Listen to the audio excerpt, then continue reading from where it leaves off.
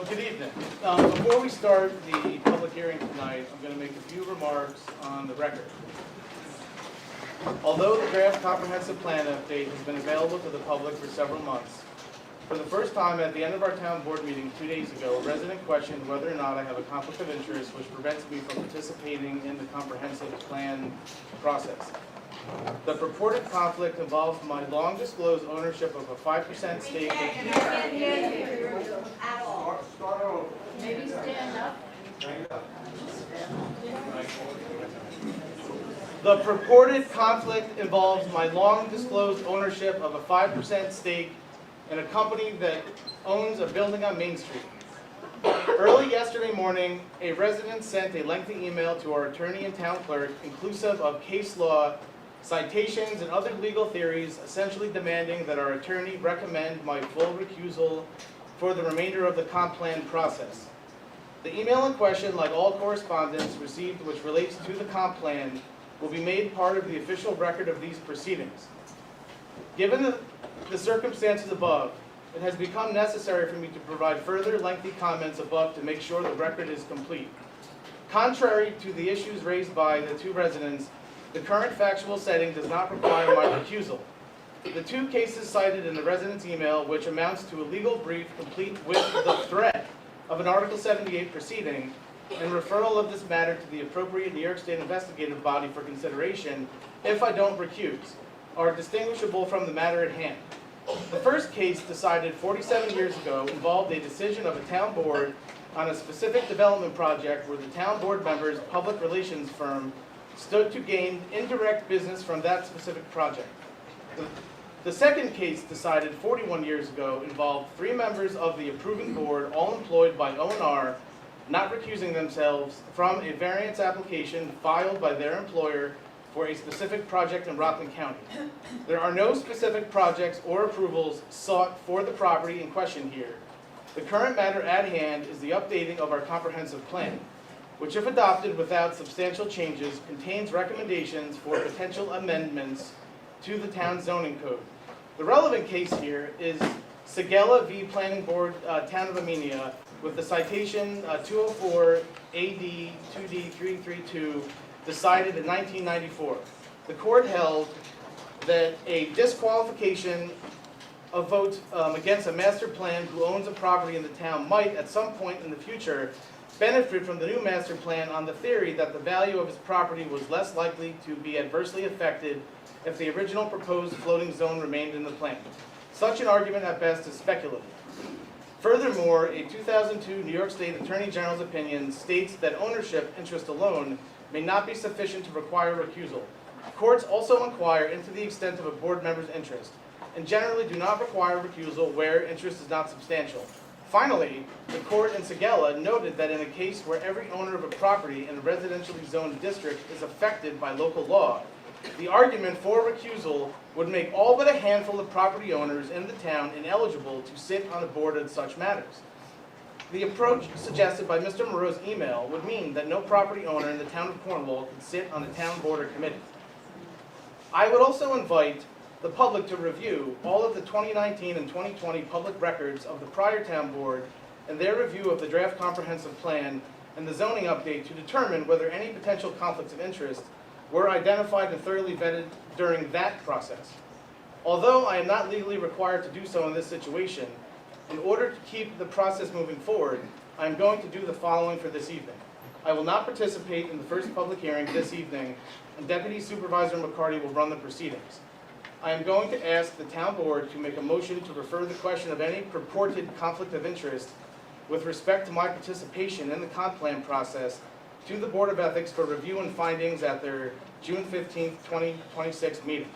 On recommendation of the town attorney, I'm going to ask the town board to have alternate counsel advise the Board of Ethics on this issue so as to avoid any appearance of impropriety having the same attorney advising both the town board and the Board of Ethics in this instance.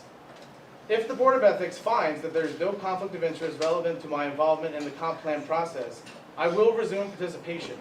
If the Board of Ethics recommends my full recusal, I will abide by that recommendation. At this time, I will ask the board to make a motion to refer this matter, inclusive of the resident's May 20th, 2026 email, and a copy of these remarks to the Board of Ethics for review and recommendations at their June 15, 2026 meeting with the Board of Ethics to be represented by Adam Rod Esquire of Drake Loeb, subject to his availability. I will now turn things over to Deputy Supervisor McCarty for the remainder of the evening. Thank you.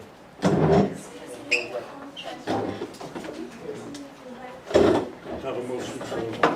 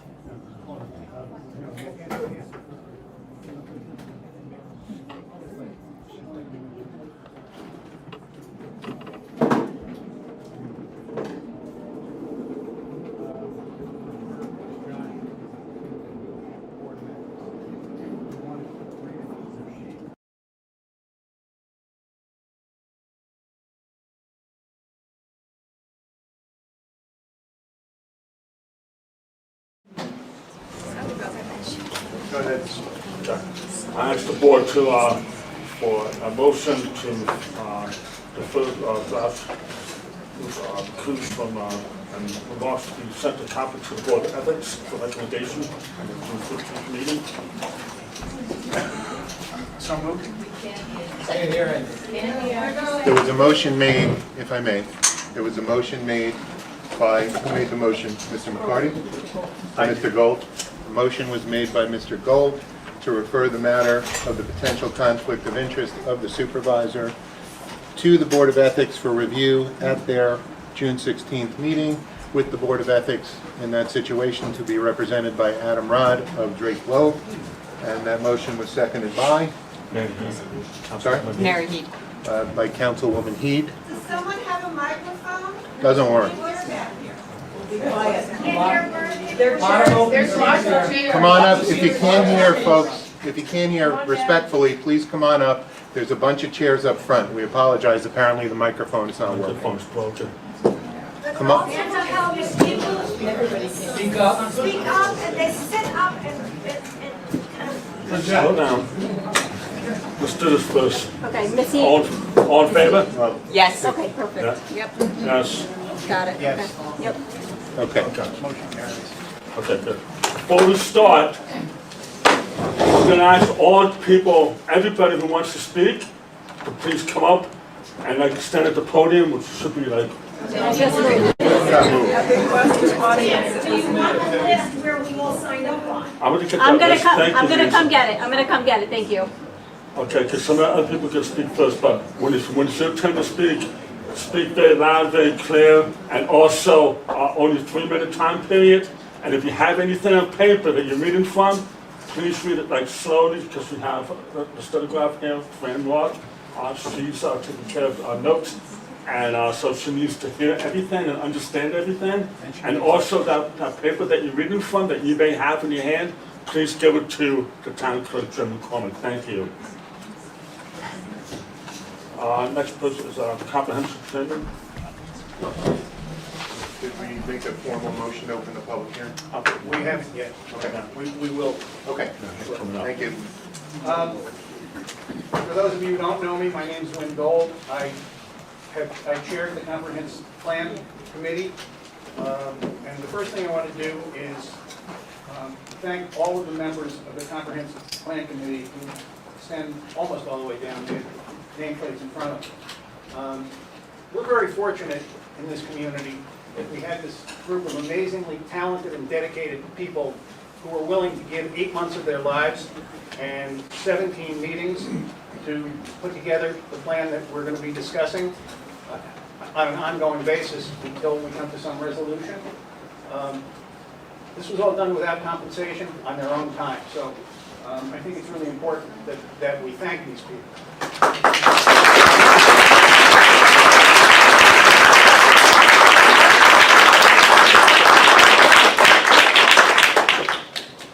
So first, committee was constituted. We used the same formula that was used by the previous administration back in, I think we started in 2017. We had a member of the planning board, a member of the Conservation Advisory Committee, and a member of the Economic Development Advisory Committee, all selected before the town board interviewed a number of people and then selected 3 members of the public at large to serve on the committee. And this is basically the same way the committee was constituted in 2017, and on the one that I worked on it was around 2000, I don't remember the exact date. We had a total of 17 meetings, starting with planning meetings on April 28th and May 14th. We had a public forum on May 29th in Munger Cottage. We then had our first regular meeting on June 9th, another on June 23rd, another on July 14th, July 28th, August 11th, August 25th, September 8th, September 22nd, October 7th, October 27th, November 10th, December 8th, January 12th, and January 26th. We had a public forum on May 29th, as I said, and another public forum on October 27th. So there were 17 opportunities to attend a comp plan meeting. We took public comment at every single meeting. We did live stream the forum, both forums, and we had one meeting where New York Military Academy presented their project. That was live streamed again. And I'm really comfortable in saying that we had a very transparent process. And as the supervisor alluded, the current draft has been on the town website since sometime in February. So there's been ample opportunity for anyone who chose to familiarize themselves with the content. And we've encouraged public comment. I understand that the clerk has received some public comment, and for anyone who wants their comment included in the record verbatim, you're encouraged to send your comment to the clerk's office. We will read all the comments. They'll be analyzed. This is your opportunity, although you've had an opportunity for the better part of a year, to make your feelings, your desires for what Cornwall is going to be. You've had the opportunity, you continue to have the opportunity until such time as the public hearing is closed. At this point, I am going to introduce our consultants. Will Frank is the town attorney. Dominic Cordisco is the planning board attorney and served as our attorney. And Kristen O'Donnell, who is our planner. I can't tell you what an asset Dominic and Kristen were in preparing the document that I know some of you have read. Kristen is responsible for compiling the final document. I didn't write it. I would not have the skill set to write it. That's why we have Kristen as one of our consultants. And I'm now going to turn the program over to Kristen to talk a little bit about how we did what we did and why we did it. Thank you.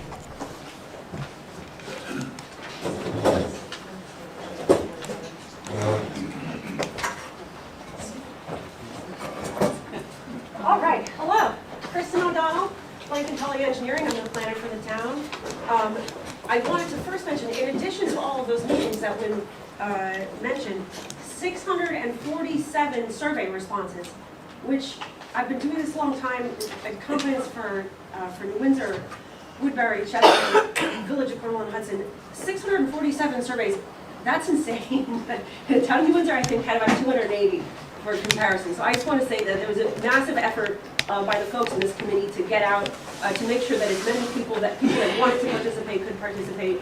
And so and those public surveys were then compiled by our data specialists, because I am a social scientist, not a data scientist. And so I will say they were all compiled and analyzed, and they are in the comprehensive plan in the appendix if you want to see the raw data is in there as well. So I just wanted to point that out in addition to all of the other public opportunities for public comment. What I'm going to do is try not to bore you all to death. Planning is difficult sometimes. I'm just going to go over a high-level overview of the recommendations of the plan. to make sure that everyone kind of understands what's in the plan, what the plan recommends, and kind of what the plan does not recommend. I think that that's important to get it before everyone comments. I want to make sure everyone knows kind of what's in the plan. So the plan is divided by topic. Each chapter is a separate topic, separate recommendations per topic. So the first, I mean, obviously the demographic data was certainly updated, and that's the chapter 2. You'll see all the demographic data, school data, housing, et cetera, et cetera. That was all updated, lends itself to the plan, but no recommendations in that section, so I'm going to skip that. And go right to cultural, historic, and open space resources. As that chapter suggests, the protection of those resources through the seeker process, input from the town's CAC, which is a great resource, and promotion of the resources through walking tours, farm dinners, field trips, improvement of signage, and updating town marketing materials. The committee felt very strongly that cultural, historic, open space resources be leveraged for things like tourism and actually spillover economic development, things like Jones Farm, Stone King Art Center. These are great resources that the town has, and the committee really wanted to capitalize on those that they have. I won't bore you anymore. Main Street is the next chapter. The focus on economic development and walkability in particular in the Main Street district. Recommendations include architectural design for review of projects in the commercial district. I think that we heard that absolutely through the comment responses in the survey, and we've been hearing that for a long period of time. So that was the first recommendation. 65%, I have note, 65% of respondents to the town survey thought that aesthetics was extremely important, and the committee heard you, and that was their first recommendation. Review permitted uses to ensure a modern mix of uses and consider a waiver of site plan where new business are opening in an existing building.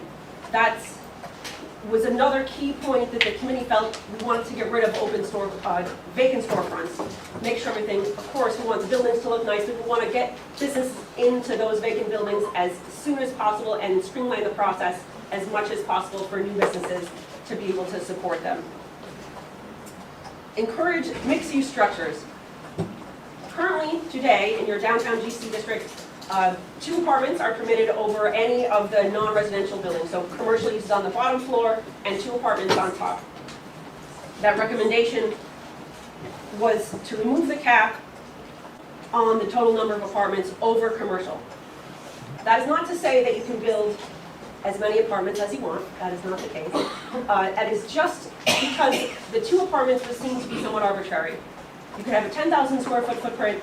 You could have a 2,000 square foot footprint, 2 apartments, no matter what.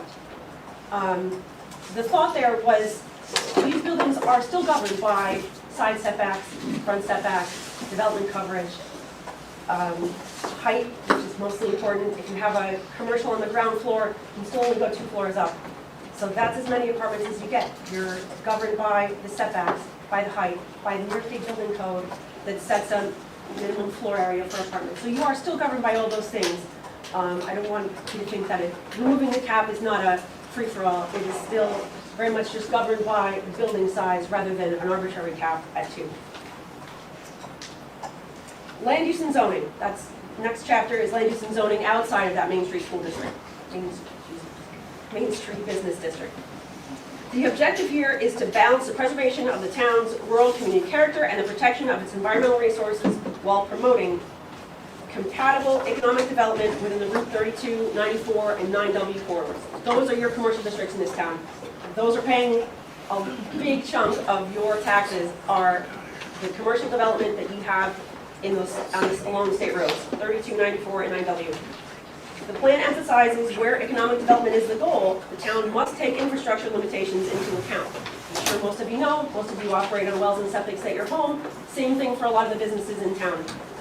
As you cannot build beyond what the infrastructure of the town will support. And that's not just water and sewer, that's drainage, that's roads, that's all of the infrastructure that is considered by the planning board when it goes to review a project.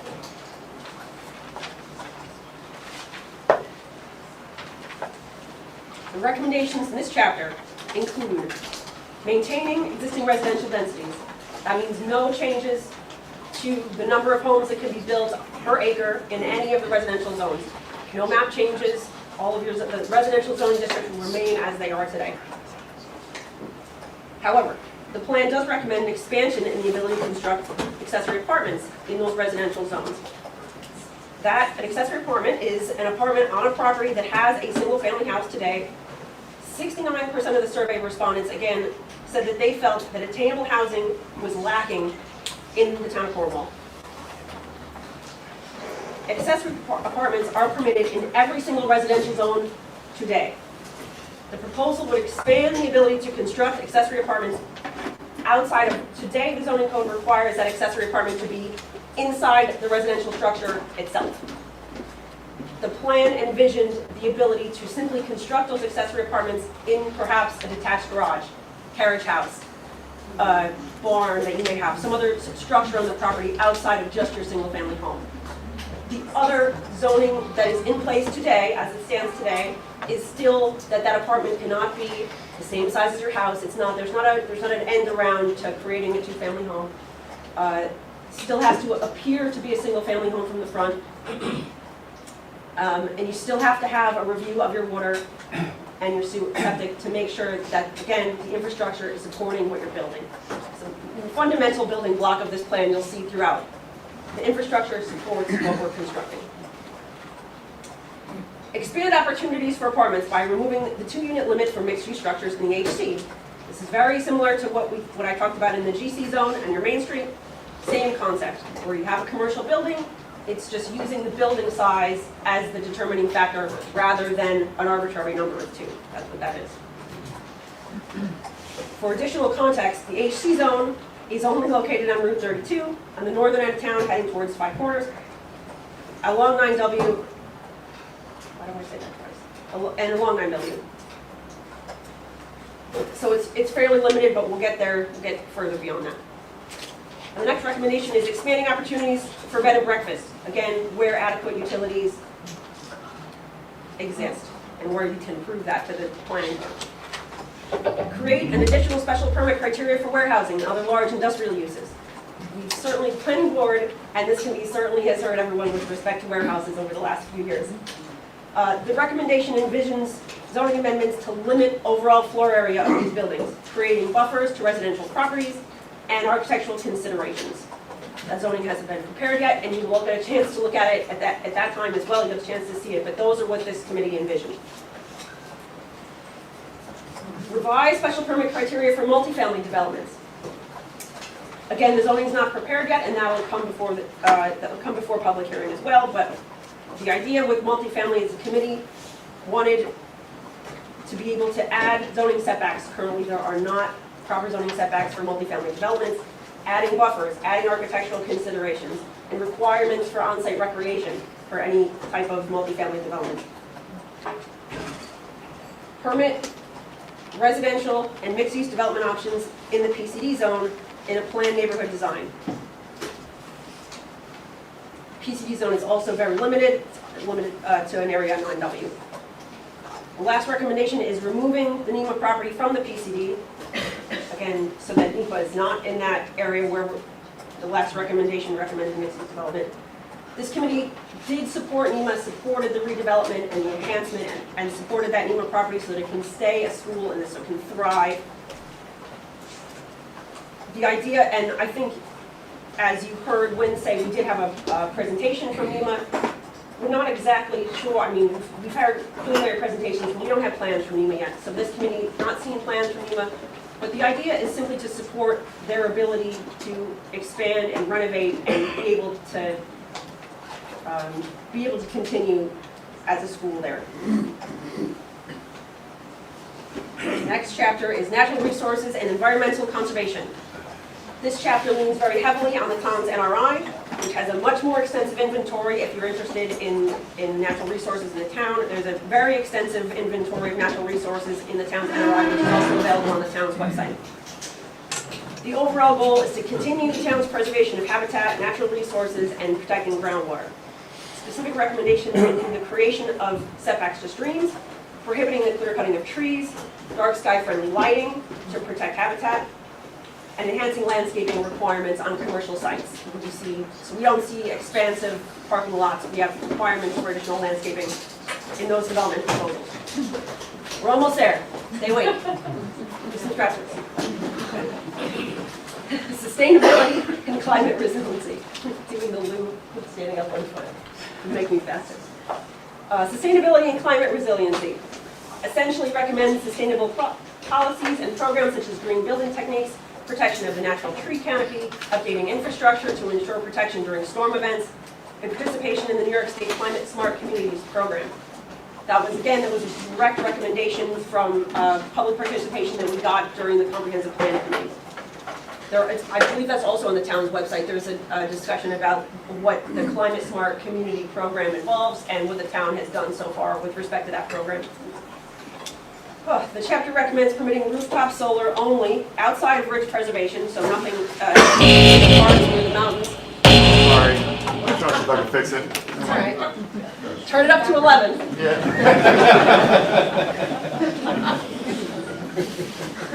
Chapter recommends permitting rooftop solar outside of ridge preservation and only permitting large-scale solar arrays on previously disturbed sites or where it's combined with active ag, like agrivoltaics, so goats can snack and keep the grass low.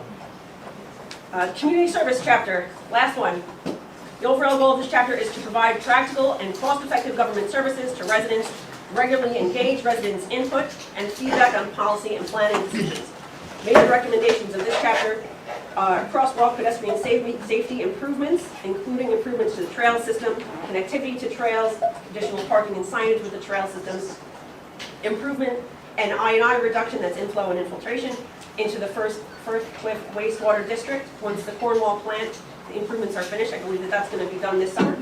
And adding restrooms at Riverlight Park, drainage improvements at Laurel Crest, and adding indoor recreational facilities somewhere in the town so that we have access to that.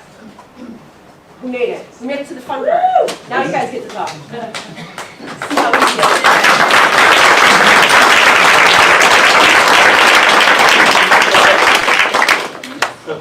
Dominic.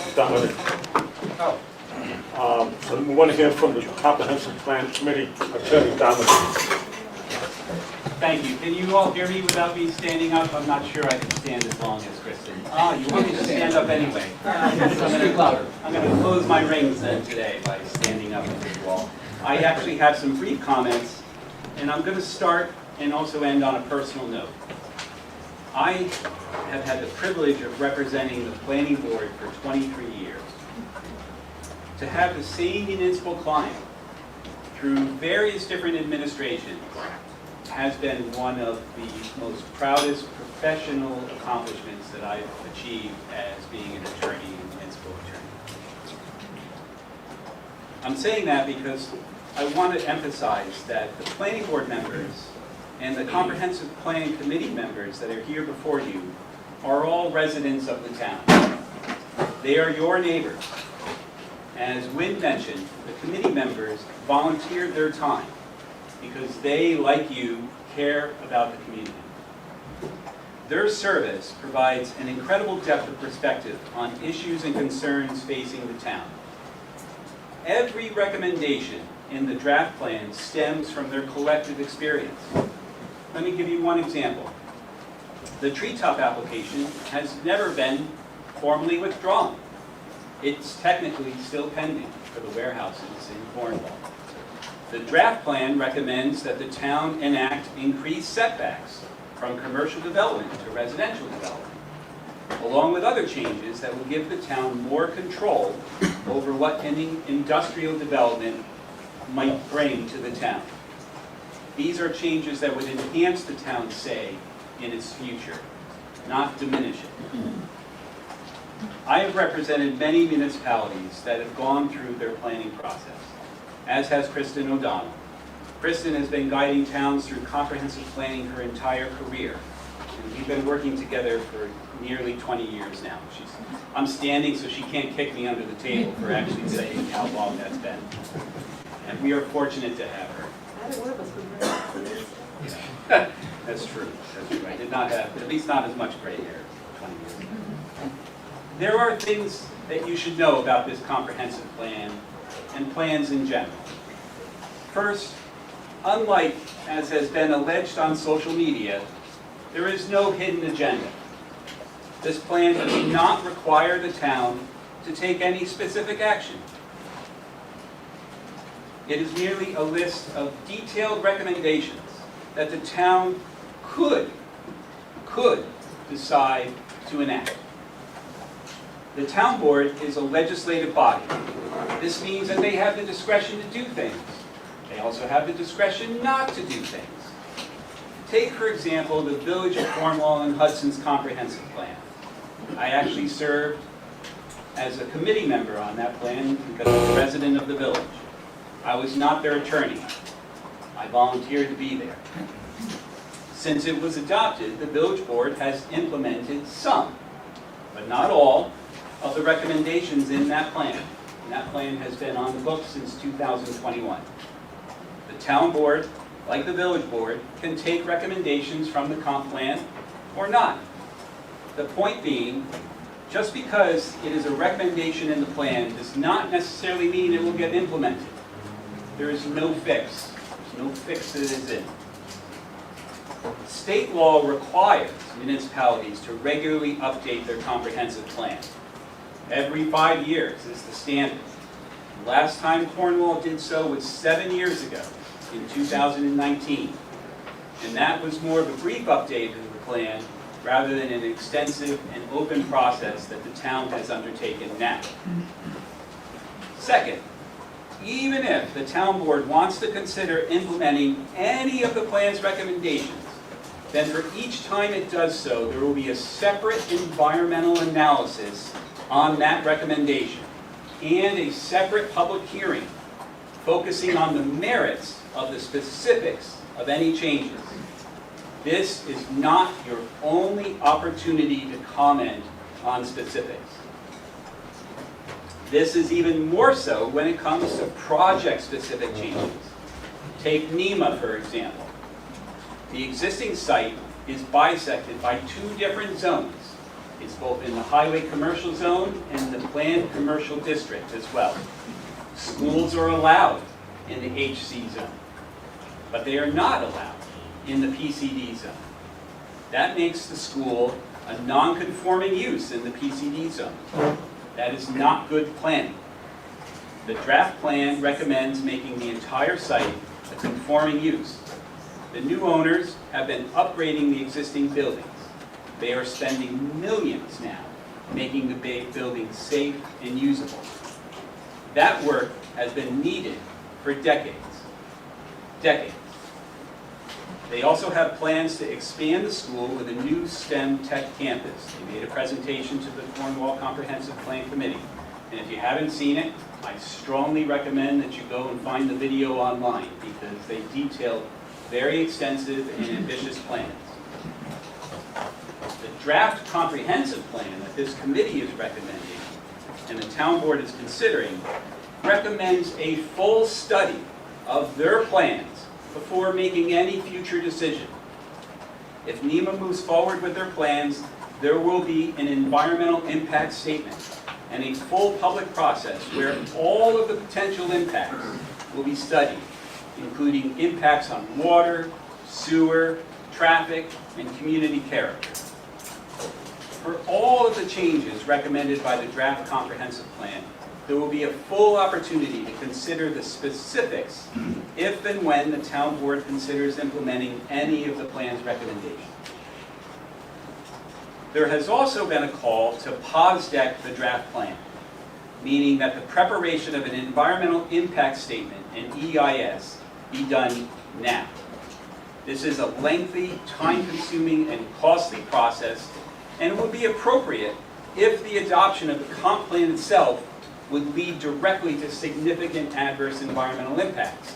But in my opinion, the draft plan itself would not lead to significant environmental impacts because those are studied if and when specifics come up for consideration.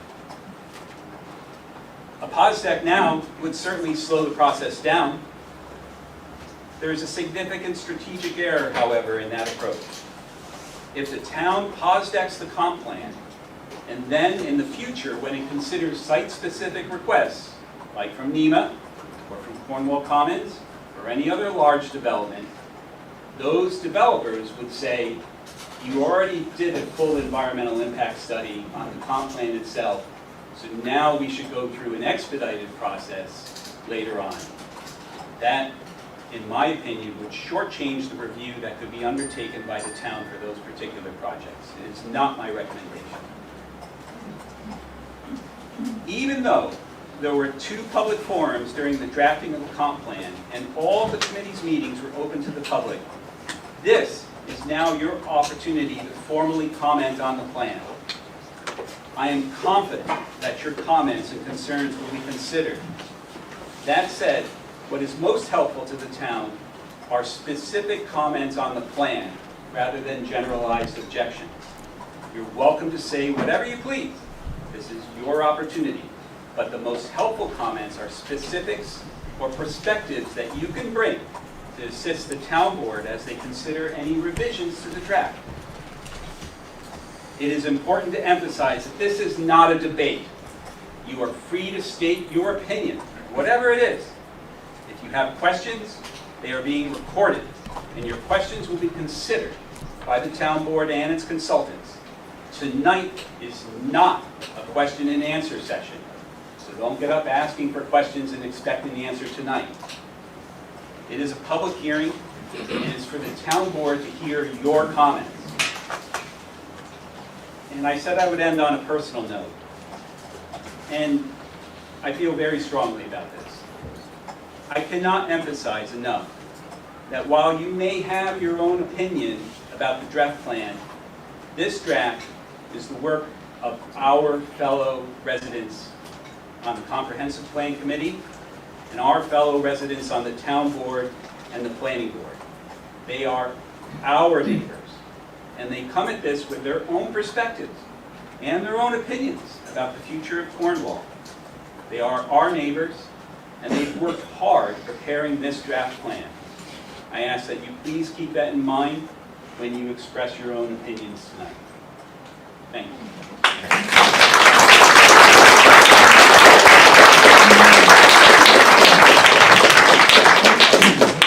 Okay, before I ask for a motion to open up the public hearing, I ask that all attendees take their cell phones and put them on silent, please. Be respectful of each and every individual in the room as they speak. Make sure that you go by the time limit. When you hit the bell, you have to move on. We have a lot of people right now. So far, we have about 52 people to speak. So, and there's more, by all means, we're going to kick off as long as possible, as long as everybody wants to talk. What, we have anything? Yeah, real quick, so we can get to the folks in the room. My name is Will Frank. I'm the town attorney. Thank you all for being here. As Dominic said, we're very happy that there's so many people here who are going to offer their comments. One thing that should be noted for this evening, the public hearing, the intent is to keep it open. It's not going to be closed this evening. There are some people that may not have had an opportunity to be here.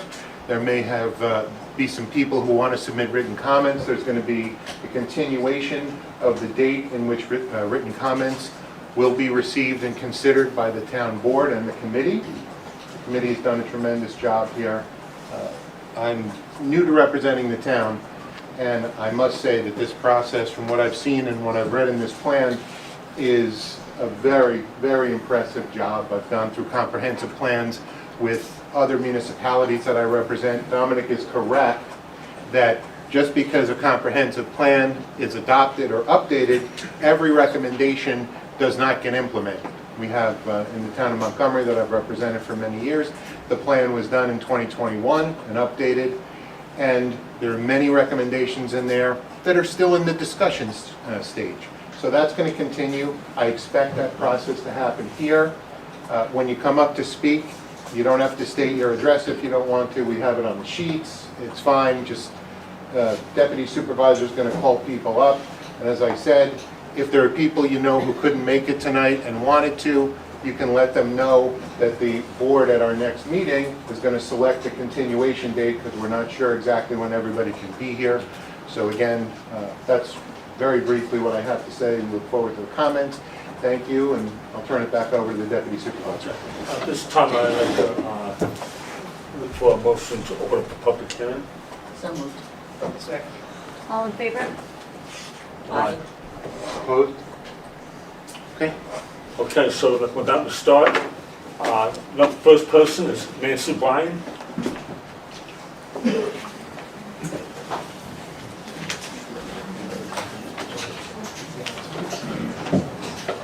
Nancy Ryan, Town of Cornwall. I have some concerns. I did already email these into the town clerk, okay? This is on page 16. Yes, small businesses in general were changed, but a big no for the farmer's market being moved downtown, not on a Saturday when most market vendors are already committed to other venues, and Main Street needs Saturday for its own businesses. Plus, with zero extra parking anywhere, you will limit who can go. Those of us who can't walk distances find Town Hall a perfect place for the market, plus it's a beautiful location. On page 15, again, parking. There is limited parking on Main Street. No idea where adding more parking to support local businesses might be discovered. Page 33, regarding school enrollment. Your zoning ploy regarding enrollment in the Cornwall Central School District is a sham. As of 4/15/26, there are only 28 less students than the year 2023-24. The school enrollment fluctuates, but this district has never, ever been in danger of declining enrollment. The state is being destroyed by solar farms. This regards page 31, particularly on farmland. Do your homework. Agrivoltaics is not endorsed or supported by any farms or farmers. To imply that goats and cattle can happily coexist with acres of solar arrays is an outright lie. Didn't anybody ask the livestock? Page 22, you have no legal right to define a farm, even if you're thinking it's consistent with New York State Ag and Markets, since all ag properties come under the auspices of New York State Ag and Markets and not local entities. Page 22 again, revised special permits for multifamily developments. Absolutely no. There should be no permits, special permits for multifamily developments, because if you do, you will change this town forever, and it's not what the rest of us bought into. Page 21, your recommendation D is a slap in the face to our small town environment. Add more apartments to existing homes, and where is everyone parking? Services, have we even consulted with the school district to find out what they might think about this extended zoning and extra apartments and extra families? Changing SLR, allowable uses is outrageous. Really, someone buys a property in a rural area with neighbors that have 5+ acres, and now they have to worry about camps, recreational facilities, etc., all replacing wildlife. The infamous parking study is one of the biggest shams ever presented. There is not adequate parking on Main Street. I drove down Main Street to get here today. There wasn't a single parking spot until you got to about Hazen Street. Past Willow Avenue, there's plenty of open spots. Businesses and residents, businesses have gotten waivers for parking, and residents have no place to park who live on Main Street. To present the entire corridor as full of Main Street is a full run, is a study in total falsehood for reality. And meters, we're going to talk about putting parking meters up, really. That's absolutely unacceptable. That was on page 15. And I guess I'm out of time, and I thank you, and the rest of my comments were sent to the town clerk.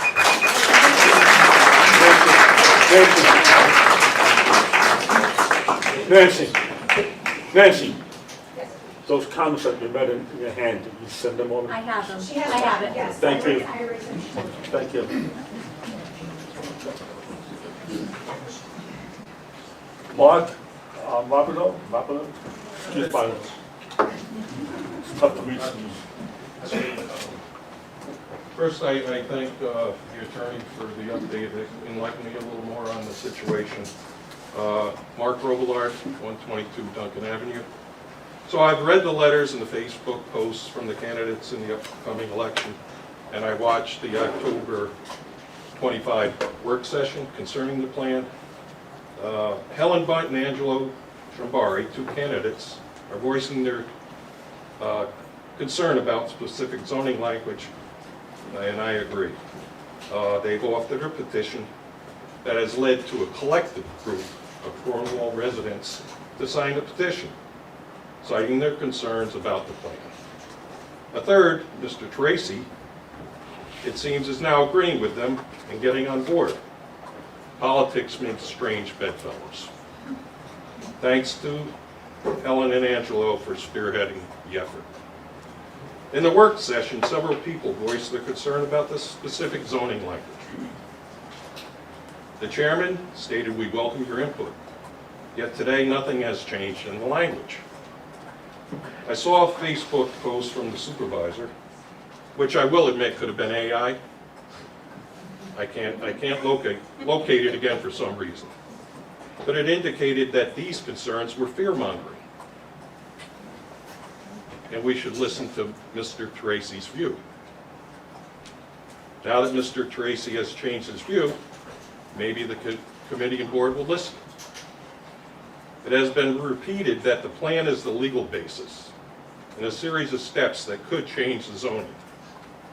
Why open that door, or more appropriately, in Cornwall's case, the corridor, to any possibility that many of us don't want to see happen? Mr. Chairman, you were appointed by elected officials to lead this committee. You solicited input and heard our voices.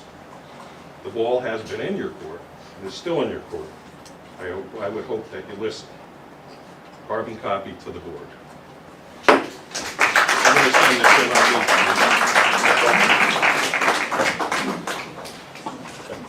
Barbara Smith.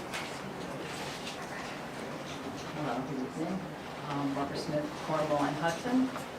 First, I'd like to thank the Comprehensive Plan Committee for their amazing output and professionalism in creating this very important document. Okay. We are fortunate to have volunteers. I'm sorry? Oh, sorry. We are fortunate to have volunteers of your caliber. I do find it regrettable that Supervisor Joshua Wojciechowski saw fit to remove himself from tonight's meeting out of an abundance of caution until the question of any conflict of interest is resolved by the Ethics Committee, and I believe it will be resolved in his favor. To repeat what has already been said numerous times, the comprehensive plan does not specify zoning or making zoning changes. It creates guidelines for zoning and planning boards to consider on a project-by-project basis going forward. And I think this plan does a very good job of articulating those guidelines. Coincidentally, the town plan does not go nearly as far as the village comprehensive plan in its push for more accessible housing and multi-unit structures.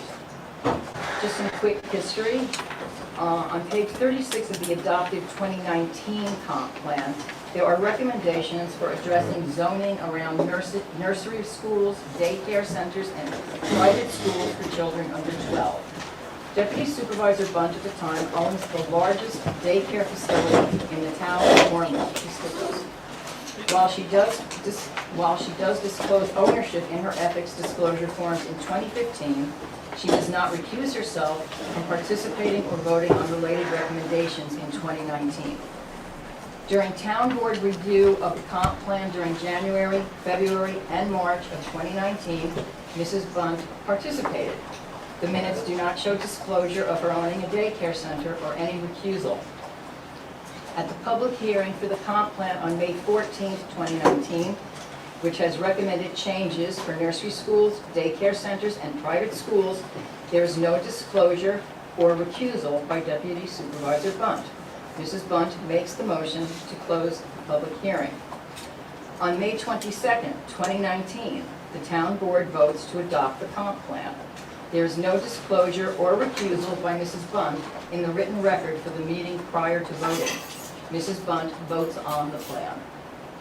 I don't want to dwell on the politics that have infiltrated this process because we are here to discuss the plan itself. I see that. But it needs to be said that a few very vocal Cornwall Republicans are actively trying to discredit this process and delegitimize the plan itself. Politicizing the comprehensive plan is a disservice to our community. I'll close with this. It's time to please stop playing political games with our comprehensive plan. It's a cynical play for political gain. Let the public know the truth. Thank you.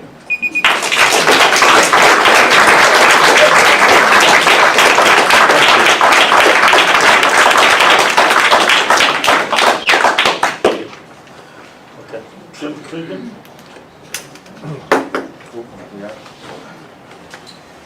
Hi everybody, Jim Cregan, I live in Cornwall, Hudson. I want to start by thanking the committee for the long hours that you put in. I'm on the Board of Education, speaking as a citizen, not on behalf of the Board of Education, but clearly I understand the long hours that you can put in and the participation doesn't always come. We had our budget vote earlier this week. We had some capital project improvements. We had 3 or 4 public hearings, maybe 20 people combined across all the meetings showed up. So I think take tonight as a sign that, people are watching your work and they're interested. So I just wanted to start with that. I think overall it's a very well-done plan. I think it just needs a few minor tweaks, and I think the theme, I've got 4 specific issues that I want to talk about very briefly. But I think the overall theme is we're on offense here in terms of we want to expand this, expand that, and we're not mentioning the defensive parameters. And 2 of my points were actually mentioned by Ms. O'Donnell in terms of the accessory dwelling units and the apartments on Main Street. It says we want to expand those, but it doesn't say written there what those limits are. So if those limits are in the current zoning code, perhaps it's a footnote, perhaps it's in the table, letting people know not just, okay, now that tab of 2 is removed, now what?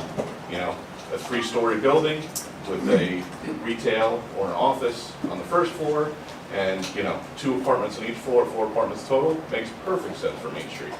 4-story building with 5 apartments on each floor probably doesn't make sense. So I think letting people know for accessory dwelling units and apartments what some of those bounds are on the upper end would be very helpful. Again, the same thing with the 9W32 corridors. What are the bounds? What are the upper ends if we're trying to expand more housing there?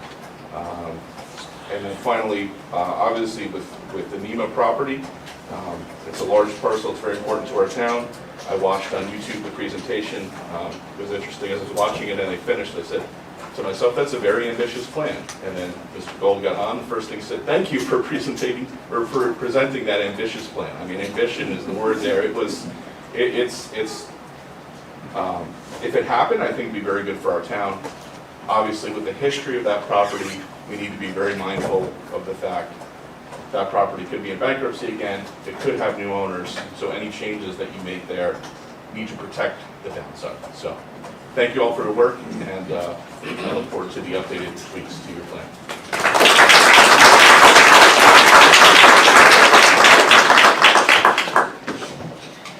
Chris? Monetto? That's all right, I appreciate it, Tim. Sorry. Chris Moreau, 72 mailer. I'm one of the vocal residents alluded to earlier that's been out there petitioning with a whole big group of us. I heard before we were referred to as politicizing the comp plan. As somebody who sat on a bench talking to hundreds of people, I could tell you the names on the hundreds of petitions are independents, Democrats, and Republicans. I don't think there's anything less political than the comp plan. I'd like to thank the work the committee did. I understand it's an undertaking. I value anyone that donates their time to the community, and I'm not short selling that or your efforts. I want to thank the board for taking the potential conflict of interest seriously and the counselor for doing the same. Real quick, I just want to, Nancy did a phenomenal job talking about the specifics. I've also emailed specifics to the town clerk, but real quickly about the petition. Sitting there talking to people, I didn't know, independent, Democrat, Republican, they all said the same thing about the plan, is once they realized that it wasn't the final piece, that it wasn't carved in stone if this comp plan passes, their concern lied with the discretion the board would have with the comp plan. Their concern wasn't as much with the plan as it was the discretion it handed this specific board. So I want you, and I would like the committee, to consider the discretion when and hopefully if it is brought back to you for revision. Thank you.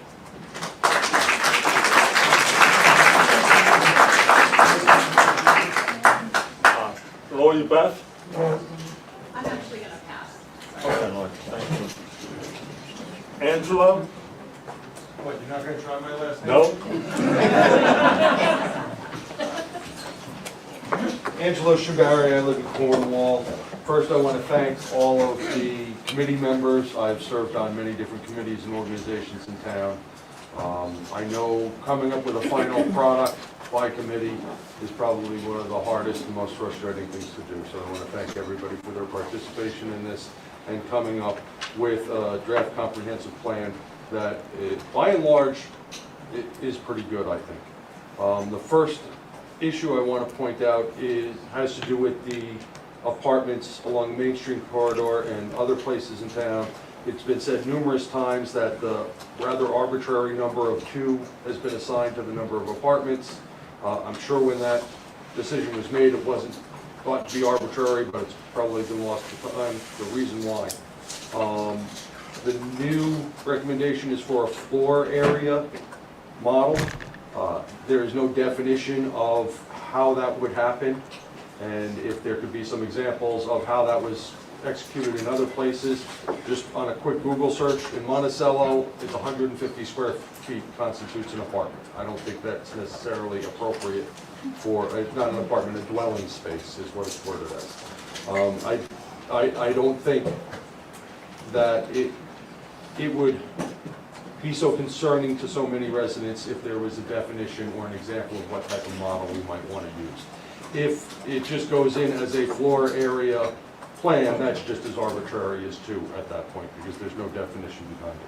The increases to apartment spaces have lots of problems on the infrastructure we have in town. The Firth Cliff plant, the plant cites that it's regularly overloaded. There are problems with the Shore Road plant that are being fixed, but it is often overwhelmed in storm situations. Their plan cites the ability to tap into New York City DEP aqueduct, which could be extremely costly and really is not a good long-term solution for providing water to our residents. We'll also, by increasing the number of housing units, that will also increase the burden on the school district, which will in turn lead to the expansion of schools, more construction, reduction in green spaces, potential impacts on wetlands and other sensitive areas that are nearby many of the schools.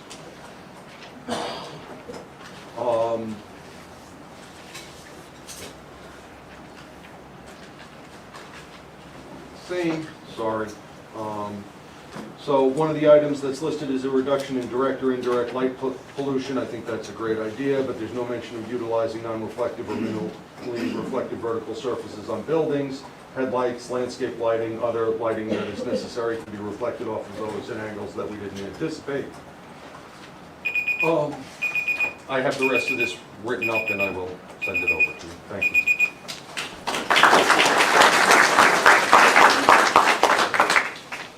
Adam Cousins.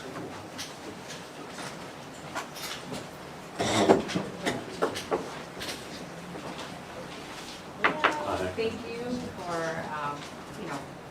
putting together this plan. I read through it. I work as I have a degree in planning. I work with a lot of communities throughout Orange County on various planning-related issues, and I just wanted to sort of echo some of the comments that you made before about the process of the comprehensive plan and how this does not necessarily lead to any action, and in fact, I commend you for even updating it. It's rare that communities throughout Orange County update their comprehensive plans and have this much input. It's really fantastic, and it's kind of unheard of. So I do think that a lot of things align with the village comp plan as well, which I don't believe had as much friction or sort of, generated as much interest even. And in fact, so I just wanted to also point that out and say that I appreciate that alignment. And I would urge other members of the public to check out the Village of Cornwall's comprehensive plan that was passed in 2021 to see the alignment and how the two support each other. In fact, maybe it goes a little bit further and recommends more density. So that being said, one thing that I wanted to point out as a planner and as somebody who has dealt with a lot of various communities, I think that in the recommendations section, you mentioned the word character of the area to describe one way that to have more control over sort of the design and concept for businesses in the downtown. And I would urge the board to consider not using that word because it's subjective. In fact, what you're talking about, your bulk requirements, your setbacks, and other zoning restrictions are going to give and shape the aesthetic by restricting the use and also by restricting how the building looks. So that is a subjective term that I think is very problematic and I think can be used in a very discriminatory way. And used to veto and shut down a plan or something if somebody just doesn't like something. So that is one recommendation that I did have. Other than that, I thought it was well-written, very easy to understand.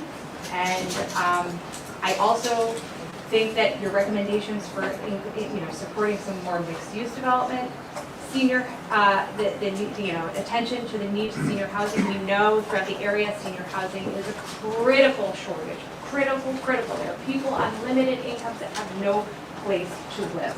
It is seriously critical, and any attention that we can give in our communities to housing seniors, people with disabilities, and people who are the most vulnerable people in our communities, we should absolutely make that a priority. And I commend you for bringing that up, and I hope that it does lead to creating some expansion of housing for the most vulnerable people among us.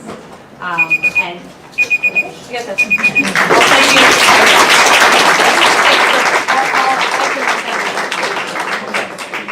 Thank you. Thank you. I'm sorry, I'm not going to pronounce his last name, but Elizabeth? What's the Dr. Abbott? I signed by mistake. Oh, okay. Helen Bunt?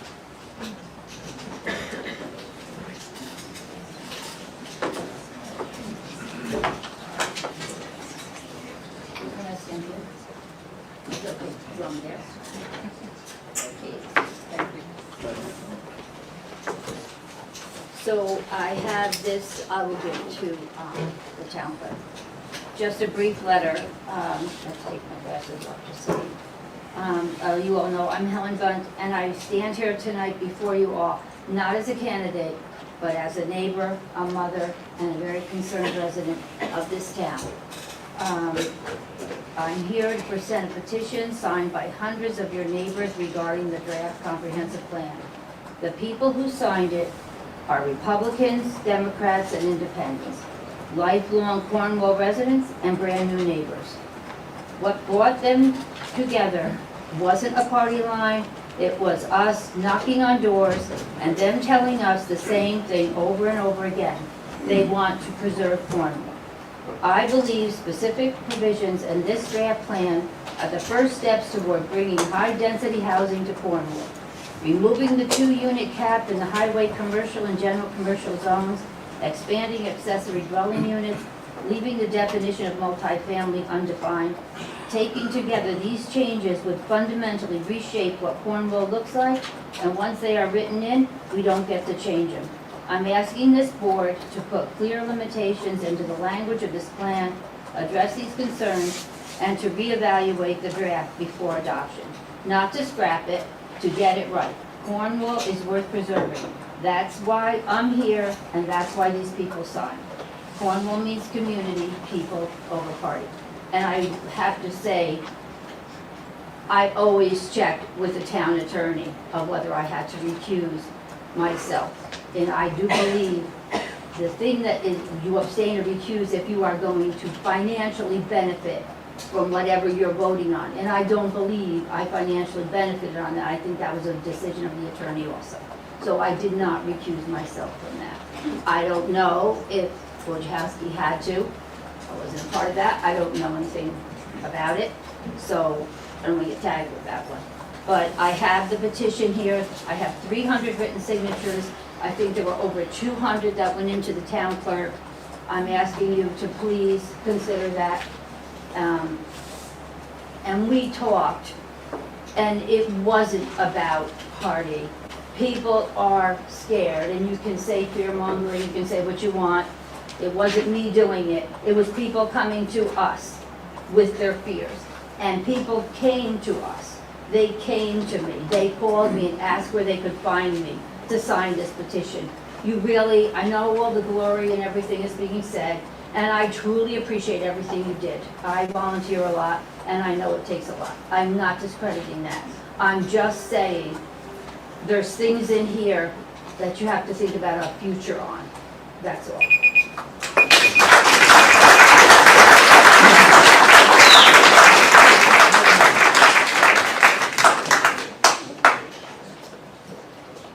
Daniel Lucio?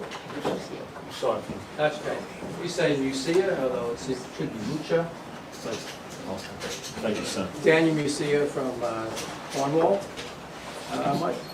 Myself and my family came here in 2019 from Essex County, New Jersey. You may know that, Glen Ridge, Montclair, Bloomfield area. When we moved there, it was very leafy, very quiet, very beautiful. But when we left, Glen Ridge was pretty still nice, isolated, because it's very small and has no place to expand. But Montclair and Bloomfield, if anyone goes there now, try to drive there midday, try to park for a restaurant, it's like you're in Manhattan. It's really not that desirable anymore. I'd hate to see this happen to Cornwall.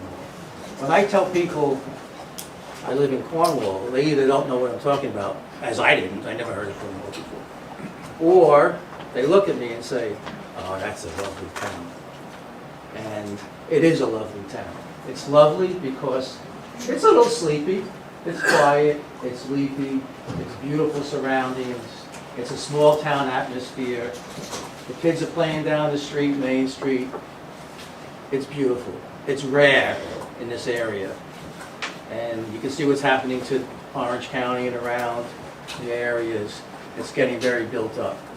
So I'm opposed to the plan as it is, but I do appreciate the work that you did. I know how difficult it is to write rules.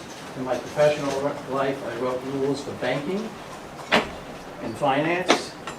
I wrote legislation. It's tough to get it right.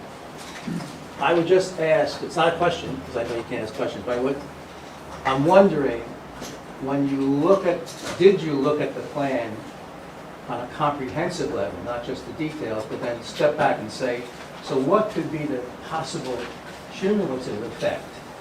If all these things came to fruition, what would the town look like? And I have to agree with what some of the people prior to me said, Helen and First Lady, I forget her name. I think cumulatively, it wouldn't be a positive. Thank you.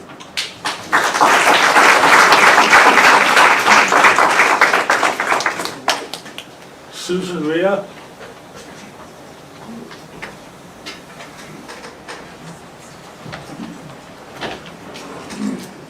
Good evening, and I do want to say thank you for all your time and effort, because I know it was lengthy on all your part, and it's a good effort.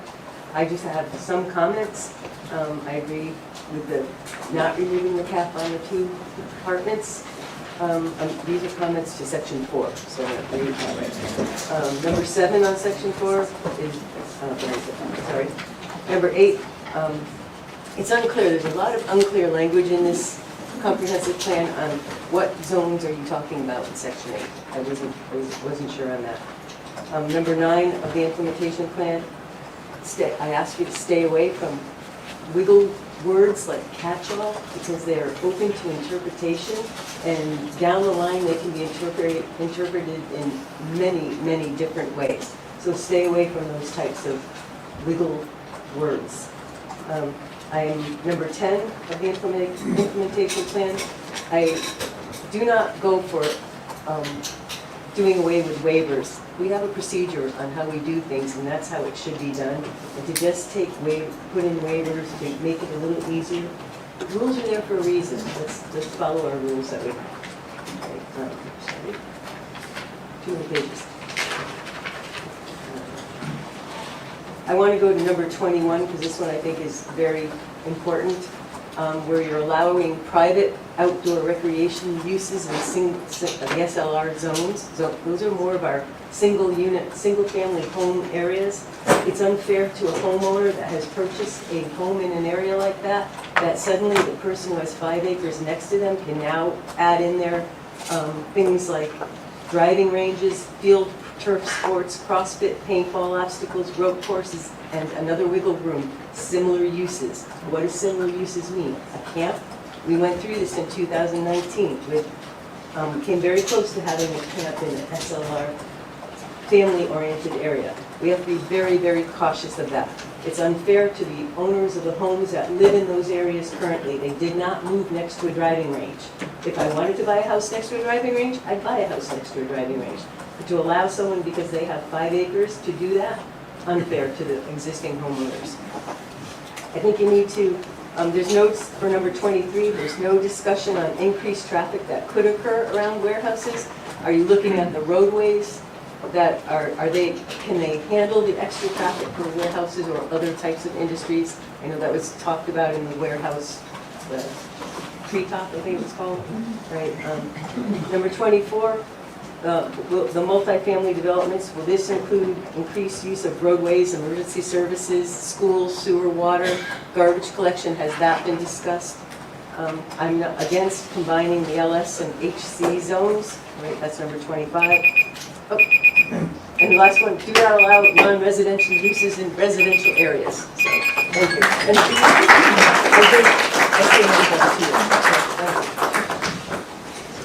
Okay.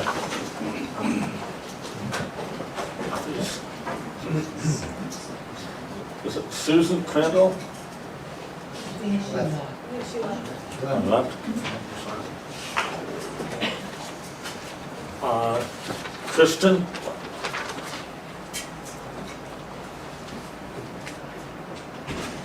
No clue. Kristen? 9 Granville Avenue.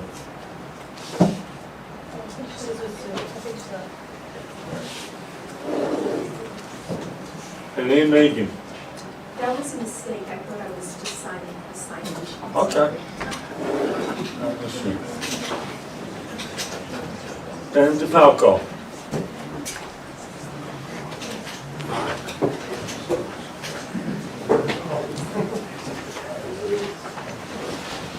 How's everybody doing? Dan DeFalco, Town of Cornwall. I'll submit these comments as well. I want to commend the Comprehensive Plan Committee, Town Board, and everyone involved in putting together a document that takes a thoughtful and balanced approach to Cornwall's future. One of the strongest aspects of this plan is that it recognizes an important reality. Sure. I'll try. Thank you. Growth is already happening throughout the Hudson Valley. The question is not whether change will occur, but whether communities like Cornwall will proactively guide that change in a way that protects quality of life and preserves community sense of place while moving our town forward. I believe this plan does exactly that. The draft repeatedly emphasizes preservation of open space, environmental stewardship, infrastructure planning, and maintaining the character that makes Cornwall such a desirable place to live. At the same time, it acknowledges the growing challenges facing working families, seniors, and younger residents who increasingly struggle to remain in the communities they grew up in. Supporting attainable housing options, accessory dwelling units, and thoughtful mixed-use development is not about overdevelopment. It's about ensuring that teachers, first responders, young professionals, and longtime residents have opportunities to continue living in Cornwall without being priced out of the community. I also appreciate this plan's focus on transportation and regional connectivity. Traffic congestion continues to worsen throughout the Hudson Valley, particularly along corridors like Route 9W. As the region continues to grow, Cornwall should remain engaged in long-term conversations around multimodal transportation and regional mobility solutions. Overall, I believe this comprehensive plan represents a responsible and forward-looking framework that balances preservation with thoughtful planning for the future. This document provides Cornwall with the tools to guide growth intentionally rather than react to it piecemeal over time. Thank you for your time and for the work that's gone into this process.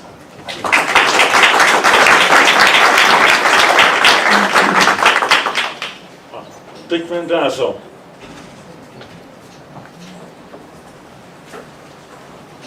Thank you. I too want to thank the committee. I know what it takes to put the thing together. I've been involved with 2 or 3 of them over the years. When we did the last comprehensive plan update, the committee actually spent 2 years, as I recall, putting together the plan. Turned it over to the town board in January of 2019. The town board spent several months going over the plan publicly, discussing it. And this is the flaw that I see in this process, I'll be honest with you. The town board has not spent 1 single minute in front of the public discussing this plan, telling us what you like, what you don't like, what it looks like to you. it's hard for people to comment.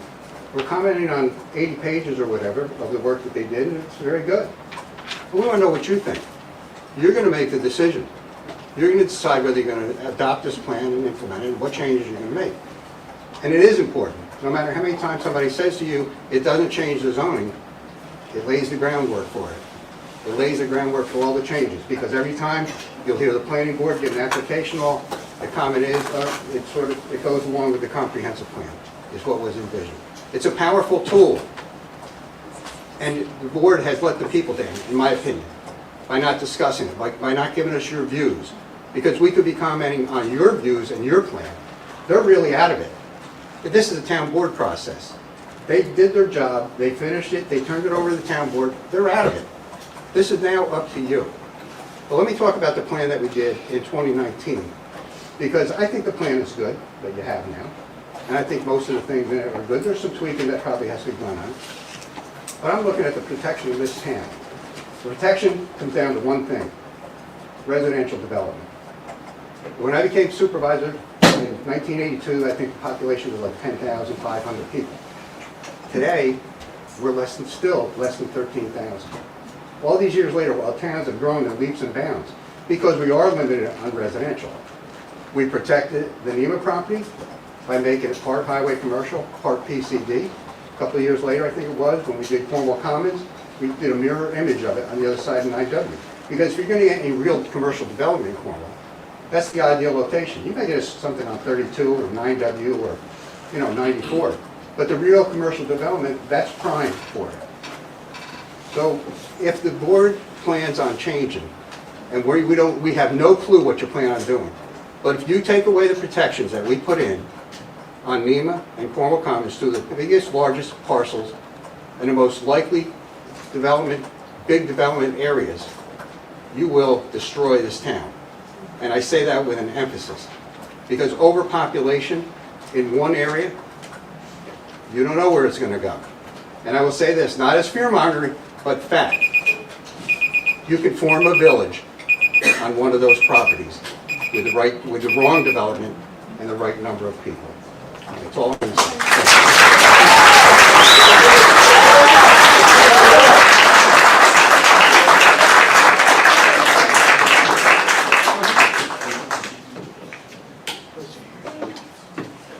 Richard Flynn.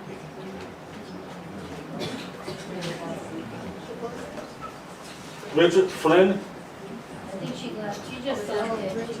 Thank you. Brian Roder. Yep.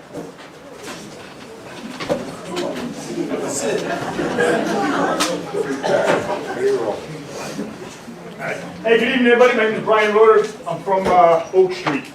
Just quick story. About 11 years, I drove to Cornwall on the way to Stewart Air Force Base, getting dropped off there. I went on a 12-month business trip. I left my wife here. I didn't know where I was living when I was coming home. During those 12 months, I called home 4 times. 1, I'm alive. 1, I made it. 2, I'm alive. 3, I'm still alive. 4, I'm coming home. Didn't talk to wife the entire time. She found the community here. All right, the police officer Joe, everybody knows him, stopped by and check on her on a regular basis. See what she was doing, my 1-year-old daughter that was left here. My neighbors came by, helped her out all the seasons, shoveled her driveway, helped her out the lawn. Everything, welcomed her in here. When we came back, had a decision, wasn't even a question. She said she's staying. Okay? Now, as I tell you that story, it doesn't shock you, dude. That is cool. All right? I also tell you that story because that is why I'm here tonight. I owe this town and this community, this village, a debt I'll never be able to repay. All right? So that's why I'm here. With that, so my points tonight to the board, the committee who came up with planning, all right, you did your job, you planned. All right? My question is for the town board, they planned, but what guidance were they given? Because I don't see in your planning there, I see a town. I don't see what this community is, the fiber, the fabric that makes this community what it is. All your planning is there for town, it's great. But you miss the heart and soul of what this community is, that fabric. The plan that's in place right now is the strategic groundwork for the destruction of this community. I got it, you're not actively pursuing it, but you are laying the groundwork for years from now. You're opening the door, allowing it to reach in. I hear people talking about fear-mongering. We all know what we're talking about. We don't want this place to become overpopulated, overrun, and drive out those hardworking people who can barely afford their taxes already, be forced and have their resources taken from them. It will be the death of this community. All right? The plans you have are going well forward, but your planning priority from the town council and our town supervisor should be your #1 planning priority, the preservation of this community. Everything else, if it conflicts with that, should fall off to the side. I personally would like to see and request it get published what planning guidance this committee was given. The limitations and the constraints. All right? Everything we have for this comprehensive plan should be the preservation of this community for what it is. And if you tear that away, that fabric, that intangible item or opportunity I explained to you, you lose that, this town's gone. So with that, just take that in consideration, board, go back. Your plan's there, revise it, have that as your #1 priority, preserve this town the way it is. So, thank you.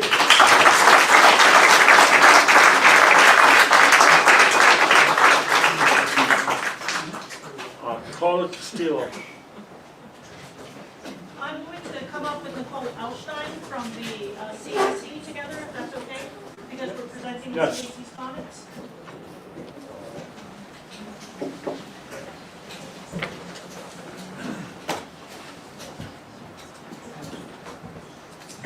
My name is Carla Castillo. I'm the chair of the CAC, Cornwall Conservation Advisory Council. And this is Nicole Alstein. She's also an appointed member of the CAC, and she heads up the Climate Smart Communities Task Force. I have already sent in my comments to the town board, and so we're just going to touch on a couple of things. First of all, I'd like to we commend the town for incorporating so many elements related to sustainability for the town. That is very important to members of the CAC. In this background, the CAC is charged with providing guidance and research to the town, information related to the conservation of our community and the retention of the beauty, the place that we love so much, this community. And it's in Chapter 11 of the Town Code. Today, the comments that we have presented are specifically around getting the town certified in the Climate Smart Communities program. This is a program that ultimately allows the town to earn additional points in grants when it applies for New York State grants. So most of our comments are around that. We're really not going to go into the specifics on them, but we just wanted to make sure that when the board reviews and the committee reviews the comments that they understand where they are coming from. There were 2 other members that commented as well, who are CAC members, Angelo Shambari and Kate Krimsky. Those comments that were within the purview of the CAC were included, so you will see those in there. Before I pass it off to Nicole, I'm just going to say that one of the things that we would love to see more, particularly because of the conversation around additional development, whether it's housing or residential, is that there should probably be a little bit more robust language regarding the protection of the natural resources. There were some really good elements already in there, but it needs strengthening because the mitigation of those negative impacts from development that is not thoroughly thought out will change the nature of our community. Pass it over to Nicole. The comp plan action as part of the CSC program is worth 20 or 18% of our bronze certification. It's 21 points, 18%. We've already done a ton to get there. We really need specific language in this thing. We've given you all of the details. Foster equity, smart growth principles, the things that get us points, that get us closer to bronze, that then gets us the opportunity to unlock additional goals. So I don't need to bore everybody with like the specifics of this type of language. It's not about housing, it's about energy efficiency, it's about attainable housing and that fostering of equity. It's making sure that we are promoting a healthy and safe environment. So we've given you those details again. It's a huge, the comp plan action itself is huge. Wynn, you were on the webinar that HVRC did. Ted, you were on the webinar. I was on the webinar. I showed up to the meetings. You guys have done incredible work. I know how diligent you have been. So we're just asking you to tweak language to get us, so it's a very easy job for New York State to say, yes, you have achieved all of these goals of the action, all of the requirements of the action. And I would like to echo some of the comments that others have said in terms of the diligence that the committee, the town has made in redoing its comp plan within a little bit over 5 years. That is definitely not a common practice. So congratulations to the town. Thank you.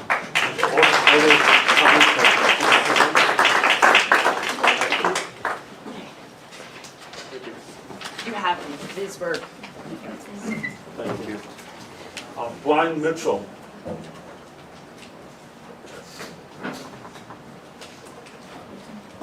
Good evening, Brian Mitchell, 87 West Avenue, Cornwall and Hudson. Again, to the board, thanks for your hard work putting this thing together.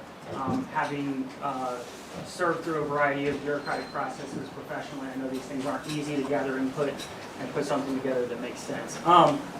You know, we've talked some tonight about, you know, what happens after this, right? And appropriately letting the board know that, hey, you know, the decisions that follow, if the comprehensive plan is passed, will be scrutinized, and that's appropriate, right?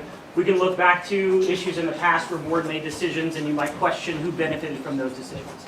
Some of them were already mentioned tonight. There's others that we know about development around town, where we wonder who might have benefited from those, like the golf course and that sort of thing. But what I really applaud the board on, and I think Jim teased this out, it's going on offense, right? The fear in this town is that things are going to change. We all know that things are going to change. But the question is, are we going to harness that change and move it in a direction that best benefits everyone, even if it doesn't make everybody happy initially? Or are we going to continue to have challenges along 9W with warehouses or data centers or some other type of use that we don't want? So why not go on offense and make sure that it's what we want, make sure that it's controlled, make sure that it moves through the planning process to get what we want from the end.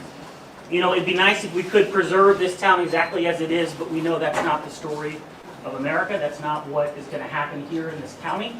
We know there are pressures that are being put on this county for the population. I applaud the voters and the school board for passing a proposition to expand capacity at our school. That's a step in that right direction to go on offense.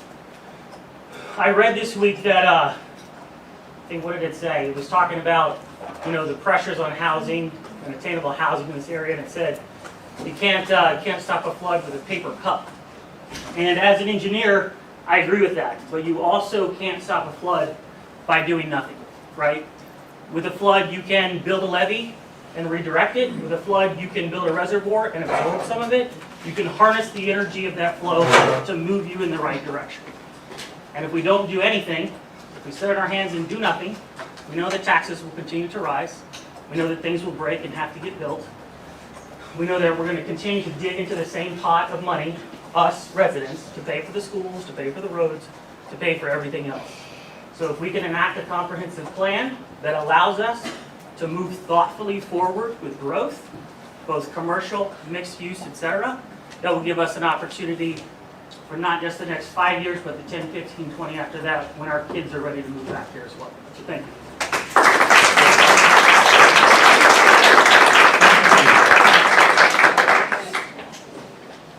Kristen Benelli. Todd?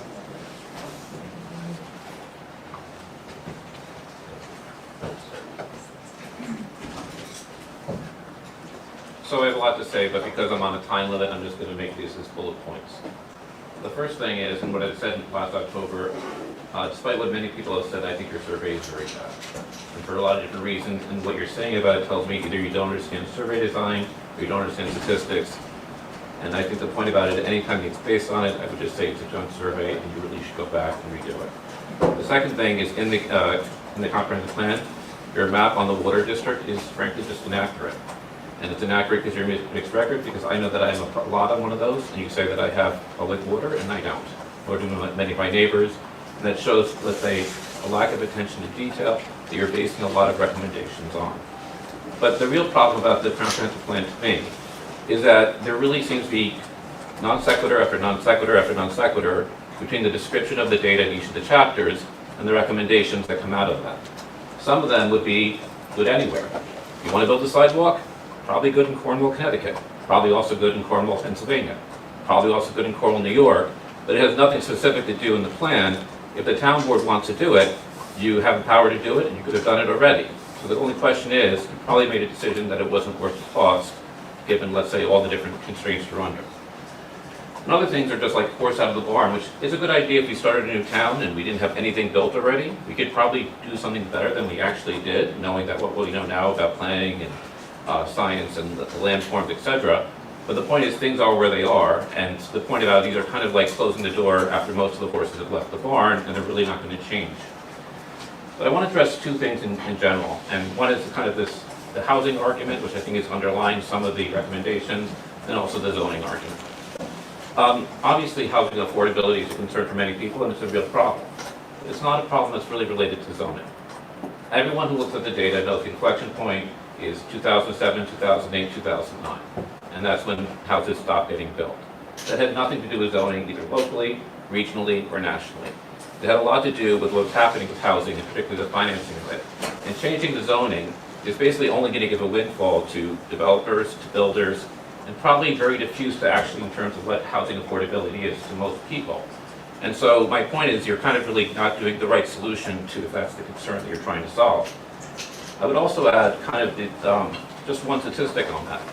Even in New York City and many other places, the number of units per household and the number of units per capita is higher now than it was 50 years ago. Which tells you that the simple approach that we need to just build more is really not addressing the problem. What happened leading to the housing crisis in 2008 and 2009 was that a lot of houses were built as investment vehicles and not as shelters for people to live in. So people just built houses where they could build houses cheaply, and guess what? You had whole neighborhoods that were empty in different parts of the country. And that shows you, well, for the time, I'll stop here and I'll give you my written comments. Thank you. Thank you so much.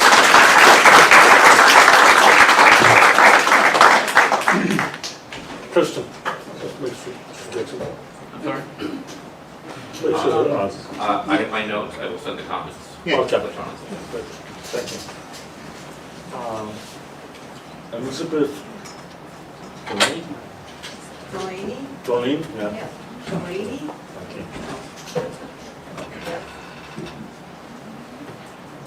Yes, is Elizabeth Delaney? Yes, Elizabeth Delaney is here. Is that who you're? Yeah. 17 Willowbrook. That's me. That's me. So sorry. No problem. Can't read the last name.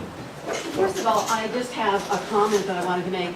I really have a bunch of questions about the plan, and there doesn't seem to be, there's no format for me to present that or to ask those questions. So I guess I would urge you to consider an information session where then I could come and get my questions answered. So I have a few comments, but they're actually, they might not be the comments I had if I had the opportunity to ask some questions, which I so far have not had. So just in terms of my general comments on the plan, I would suggest a couple of tables might be very helpful. I think you could do a table of the zoning changes and what they're going to be, because I agree with everyone who said trying to read that zoning section is, unless you're a professional acronym reader, you're going to have problems with that.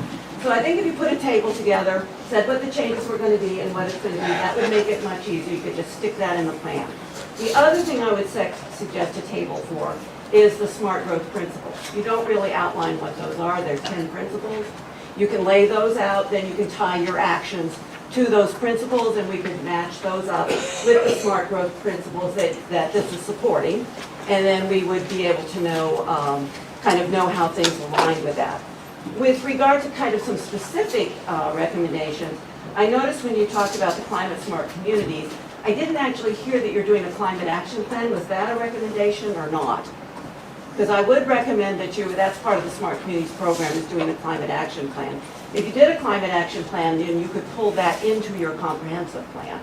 So the commitments in that climate action plan could then would become part of the commitments within the comprehensive plan. And that would allow you to get to some of the energy efficiency and all of that type of thing that I think, the plan could benefit from.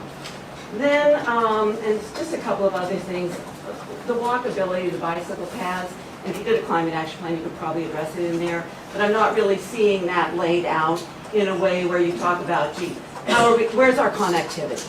How are we gonna get people, you talk about the county bicycle plan, it's great. How are we gonna get this community connected to it? How are we gonna get people connected to it? Another thing that I live outside of here, you may not be aware of this, but we have huge problems with people racing through our roads. I don't see anything that's kind of looking at the situation that your more rural members of the community have in terms of traffic calming and those types of devices. So I think something, some recommendations added on that, because we need that. We really need that. And you're not using the space, we really would benefit from that. The other recommendation I didn't see was with regard to looking at the building code for changes. That gets into the energy efficiency and all of that kind of thing. I think that's something that would be useful to add. But if you're going with a climate action plan, you're doing a climate action plan, and then you could address it in that way. And then the other thing that I didn't really see addressed, and maybe I missed it, was the rail station. And that's it.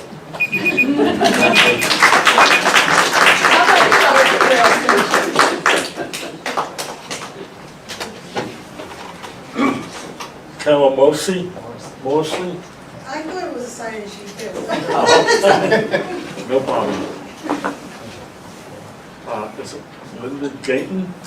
I thought it was a sign. Oh, it's a sign-in sheet.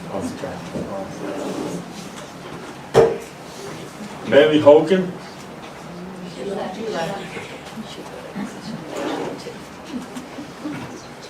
Arlene Mead? Arlene Edlin? No, me? Mead? Arlene Mead? She left too. One landmark? Yeah, she left. Okay. Christina Walter? Many of my concerns have already been stated. I decline comment. Okay, thank you. Arlene Alden? I lived in Cornwall, Oak Street. I moved here about 20 years ago, 21 years ago, to be closer to my mom. Since then, I bought a lot on Oak Street, and I built my own house. And I came to the board looking for a change in zoning to put a two-family house there for one side for me, one side my mom. And I was denied. And the reason I was denied was because the town had told me that the culture of Cornwall, the concern with two-family houses, was not something that they wanted to endorse in the future. When I first came to Cornwall, I thought this was, the gentleman said it, a sleepy town. But since then, I've changed my perspective, and it's a beautiful town, and it's got a unique culture. The comprehensive plan is so broad, and it opens up the door for future change. Change will happen. That's just nature. It will happen. But my concern is that it is so broad, it is changing the future, the culture of Cornwall, where most of the people who live in this town came here, like I did, for a purpose. And so my concern is that, again, it's just too broad and it will change things, as some other folks said, for the future. In the spirit of transparency, I have concerns because it just seems like this comprehensive plan has changed drastically with the culture of Cornwall. And I know this is not a Q&A, but I do have a question. I would like to know, and this is a question for Josh, for Wynn, for the town board, for the planning board. Has anyone who I just mentioned met privately with contractors, developers, seeking to do business with, or is doing business with the town of Cornwall? I have drastic concerns, and I want to voice them here, that there is such a drastic change in that plan that totally shifts the town of Cornwall. Thank you.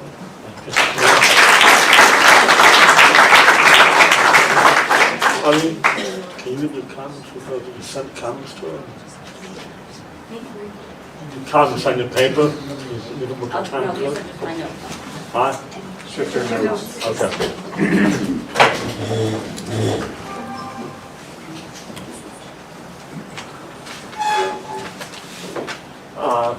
Tom.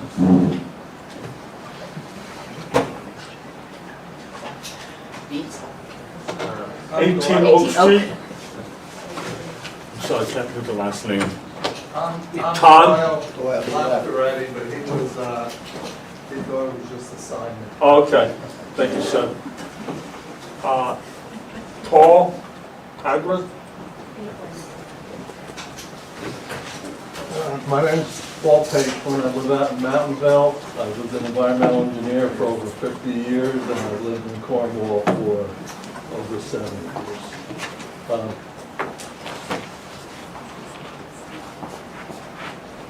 And I want to briefly just discuss how the plan might get used in the future, and I'll have some specific comments which somebody requested earlier that could be incorporated. So a comprehensive plan is one of the most influential documents a town can adopt. But none of us are going to know what conditions will be 10 or 15 years from now. Because of that uncertainty, it is essential that the plan not be treated as a rigid or self-executing document. It should guide future decisions, but not predetermine them. The future zoning or development proposals are evaluated primarily on whether they appear consistent with the plan, without assessing current conditions at that time. The town risks making decisions based on outdated assumptions. To avoid that, I ask that the plan includes explicit language stating the following. 1, the plan is a living document. Its recommendations reflect the best information available at the time of adoption, but they must be interpreted in light of updated data and contemporary community sentiment. Second one, the plan is not self-executing. It should not be used as the sole basis for approving or denying development proposals. Each proposal must be evaluated on its individual merits using current environmental, infrastructural, and social information. Conceptual maps and land use diagrams are illustrative, not mandates. They should not be treated as fixed entitlements or guarantees of future development outcomes. Public input remains essential. No proposal should be deemed consistent with the plan without meaningful engagement with the community at the time the proposal is reviewed.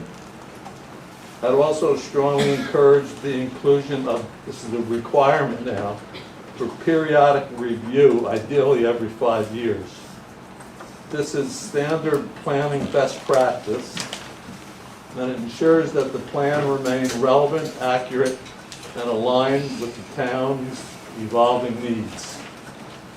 Flexibility will protect both the town and the developer. Thank you.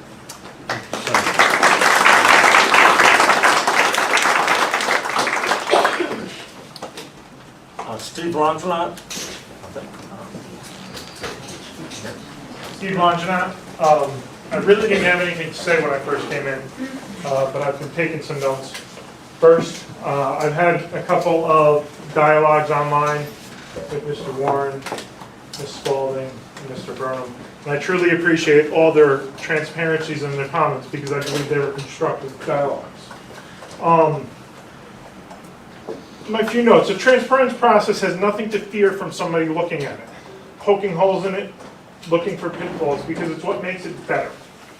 So it's worth asking why, when honest questions get met with the same 3 words, political, fear-mongering, and weaponizing. It's also ironic when the first speaker uses those same things. I was asked by one resident when I was collecting petition signatures, don't you think this is just a stall tactic? But it's worth noting, this is the first meeting that we have had with the completed draft comprehensive plan. So, I sat here And I felt like I was being sold something by both the attorneys. Okay? This is a great plan, it's better than all the other ones. But this is our plan. I don't care about the other municipalities. This is our plan, not the village's plan, not Maybrook's plan, not Montgomery's plan. To Kristen's comments, okay? When we go and lift a zoning cap, New York code, every municipality is already bound by New York code. That's what sets the legal standard. We can further restrict, but New York State sets legal code. So, another municipality to our south, they are still within New York State building code. However, I do agree with the sentiment of Mr. Cragen. Okay? I do agree with, I forget who said it, a town that doesn't grow does die. We need to find reasonable growth, like Mr. Mitchell said. But we need to do this responsibly. Too often do we bond things without looking at the future cost. Too often do we pass a budget without looking at the future impact.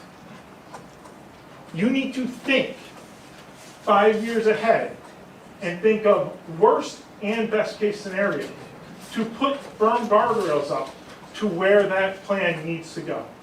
Thank you for everything you have done. I truly believe your hearts have been in the right place, and I ask you to listen to the community to find where those guardrails are.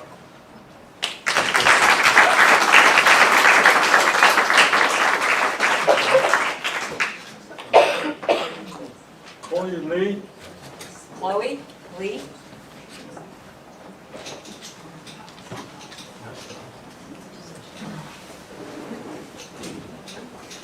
Michelle Powell. I asked her to make before just those comments that we have a chance to speak on particular projects as we go along. I'll wait, okay? You'll pass? Okay, thank you. Nicole Augustine. Yes, but as a private resident, I'm putting on my shirt today. Not being. Look at where your t-shirt. No, because I don't want there to be any. This is Nicole Outshine, private resident. Okay. Yep, coming to you as a private resident, landscape architect, and former urban planner that's been around these kinds of documents for almost 20 years. So I understand them deeply, I understand what they do, I appreciate all the work that goes into it. Planning language is tricky. Kristen said it too. Like, people get riled up that it's concerning, but it's also difficult. You can't put everything in it either. So there's a balance that you strike that is so difficult. And so I understand. I understand the need for flexibility. I understand the fact that you're not making any of the specific zoning changes. I applaud the inclusion of the implementation plan. It was really great to see, hey, these are the ideas, and this is how it's possible we're going to implement them, so that there is, again, you're closing the gap between what's actually happening and then what's potential, how some of stress testing some of it through a clear intent. I do think it is appropriate to provide some limitation. I, as a planner, I went through the town code, I tracked some of the stuff as it relates to combinations that are related to, I not having two, but people don't necessarily understand all of the bulk regulations, and so providing a little bit more clarity. Maybe the idea of a future land use plan or a proposed zoning plan that shows what some of the recommendations actually mean in drafting form. Sometimes the words are just hard. I mean, it's a lot to digest, as some of the people here have said. Again, I was in the industry, planning, land use, design, feasibility for a long time. One thing that I found while searching, which is really funny, there's a town code that's related to this comp plan, and I think folks don't even know it exists. It's chapter 115, in property maintenance, section 5, general provisions. Item E says, premises shall be maintained such that no gramineous vegetation, which is defined as grass or single plant, new word to me, had no idea, shall exceed 12 inches in height from the ground in any required front yard, required rear yard, or side yard as required in the zoning district in which the premises are located. I'm a landscape architect. I really believe in ecologically beneficial planting interventions. And I think I'm in the process of designing an ecologically beneficial planting area in my required front yard. And I know of many people who are trying to make good choices through native planting in their required yards, but not knowing they're breaking a rule. So, funny enough, I'm actually asking for this restriction to be removed, but I'm happy to suggest replacement about well-kept manner or whatever the like, so that we can just do things that are a little bit taller than 12 inches. And speaking of pollinators, I think the Main Street revitalization chapter should include that future plantings be native, at least a significant percentage.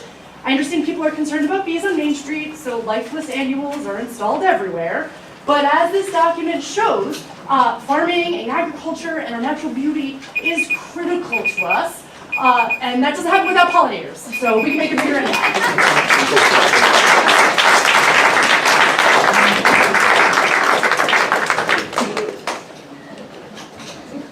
Joseph Augustine. Hello, Joseph Alkstein, Cornwall as well. I want to start by thanking you for all the hard work in preparing the plan. I'm out of breath, it seems too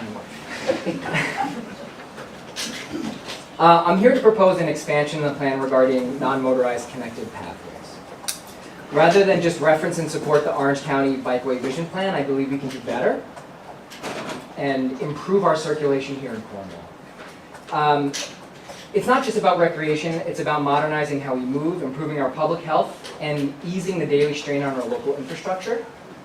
Right now, here in Munger Cottage, we're at the geographic and social heart of the community in just a 2-mile radius where we sit over 6,000 of our community members live. Right now, if you want to travel that short distance, a distance that's incredibly walkable or bikeable, many of us still reach for our car keys simply because we lack continuous, safe pathways. By using Riverlight Park as a central hub, we can build out a network of protected bike paths that make active transit the most logical and convenient choice for quick local trips. I propose linking our residential neighborhoods directly to our most valuable community anchors, including the library, Munger Cottage, sports fields, the new playground and pool, the middle and elementary schools, and economic hubs such as Main Street and the Cornwall Plaza. The impacts of this plan extend far beyond simply being able to ride a bike to where you're going. It would help to alleviate the most inefficient and polluting car rides, those under 2 miles, reduce traffic speeds, reduce greenhouse gas emissions, improve localized air quality, decrease traffic congestion, and foster an environment for community engagement, as well as helping to improve the overall health of our population. I believe a bike path is the right path for a healthier, cleaner, safer, more connected community, and I strongly encourage the committee to integrate a bicycle transportation strategy into the updated plan.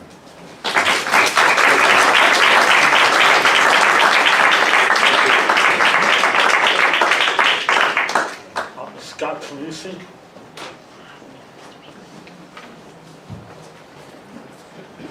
Good evening, I'm Scott Teresi. First of all, I want to thank the town board and the comprehensive planning committee on the work that you've done. A lot of what has been said, a lot of what I was going to say has been said tonight, but I want to focus in on a couple things. Number one, the process. We're here tonight because it's part of the process. The fact that we're here giving our public input, that's built into the process. Yes, it's the first time that we've seen the draft plan because that's part of the process. Nothing's being hidden. That's built in to the timeline, to the process. We had opportunities, all of us, to give input up front beforehand during the 2 public forums and the 14, 15 public meetings that were had. So I commend this committee and the board on the process. Now I want to just take a step back and talk a little bit about the 2 most important parcels of land that still are undeveloped or being redeveloped, and that is the NEMA property and Cornwall Commons. We have to get that zoning right because I think everybody understands where that goes, the town goes. So it's really important that we get that zoning right. And what I would say is, it's not an or situation, it can be an and. We can support NEMA and we can protect the community, okay? We can support thoughtful progress on Cornwall Commons while protecting the environment and protecting the character of our town. We're an and community here, not an or community. And I just want to reiterate that to the board and to the planning committee. Really look at the zoning on those two pieces of property. Really look at what the holistic perspective on it. And I believe we can do that. And it's critical because it's also the economic viability, those two pieces of property for the town. Because they're going to drive and alleviate the tax burden that is on the homeowners in this town. That will continue to climb until we do some really thoughtful development and bring us a really smart progress moving forward. What I like to call purposeful progress. And that's what we need in order to move forward. So thank you.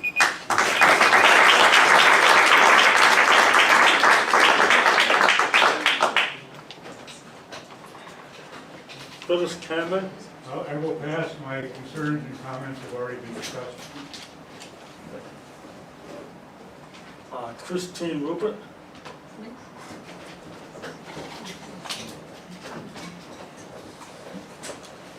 Hi, Christine Rupert. I'm picking up where Scott Teresi just left off, actually, in my comments. I want to mention that it's not stated a whole lot as an actual tenet of the comprehensive plan, but overall, it's about increasing the commercial tax base in the town of Cornwall so it can reduce the residential tax. We are way overburdened, and as a whole, the proposed comp plan addresses that. That's one of the main reasons this plan was put together, I believe. Secondly, and separately, over time, I've heard a word system of organization being suggested. It's not in the comp plan. It never has been in the comp plan. But I think that it would provide a basis for relaxing a little bit in this thing. My own comments. Separate from that, I have comments that appear in my letter to the editor this week in the Cornwall Local. I'll submit a copy of that to you now. And thank you for your time, and thank you very much for this plan.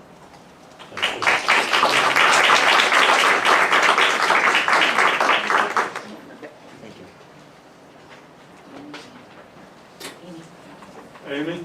As a testament to my own inability to follow the process at written word, I thought I was signing attendance sheet. Not an issue. Thank you. And that just says V. Chandler, 13 Ball Avenue. Yeah, I think it's 13 Ball Avenue, V. Vishwan. So, I really wasn't going to say it. Most of the things have already been said. Thank you very much for coming up with this plan. And I'm going to take some things from Dominic, the beginning and the end. So, remember Dominic said what the plan, how much power the plan would give to the board. This board has almost no dissent. So the potential for what Dominic was saying, that what could be done. I really sincerely believe that if this plan goes in as it is, the treetop is a shoe. It'll go right in. And let me tell you something about it. Should not go forward as without some change. Board's track record is not that good in my book. Now let me tell you about something about personal. I came here about 44 years ago. First day I drove in, I just fell in love. And then I was lucky enough to be able to live all my life here. I have 2 kids, one of them is already settled here. Second one just came home from college, and I'm gonna do my best to settle over here, and I'm gonna die here. I worked for a major corporation for 40 years. Everybody is always telling me how change is good. Embrace the change. Just for the sake of change? You know what? I had 2 friends visit from India last September who have never lived in a place like this, and they're both rich. They live in these multi-story buildings, and they say, Vish, you live in heaven. Don't change nothing.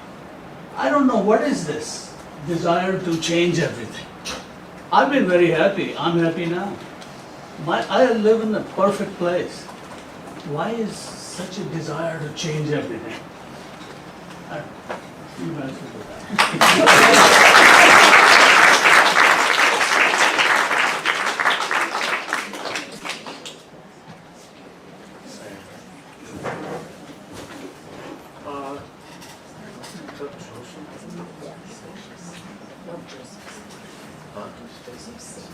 Joseph Sage? He left. Okay.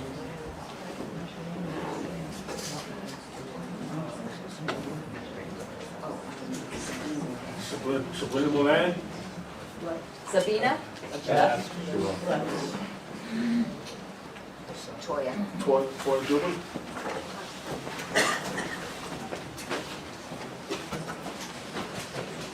Hi, I'm Toya Dubin. I live at 234 Taylor Road in Mountainville.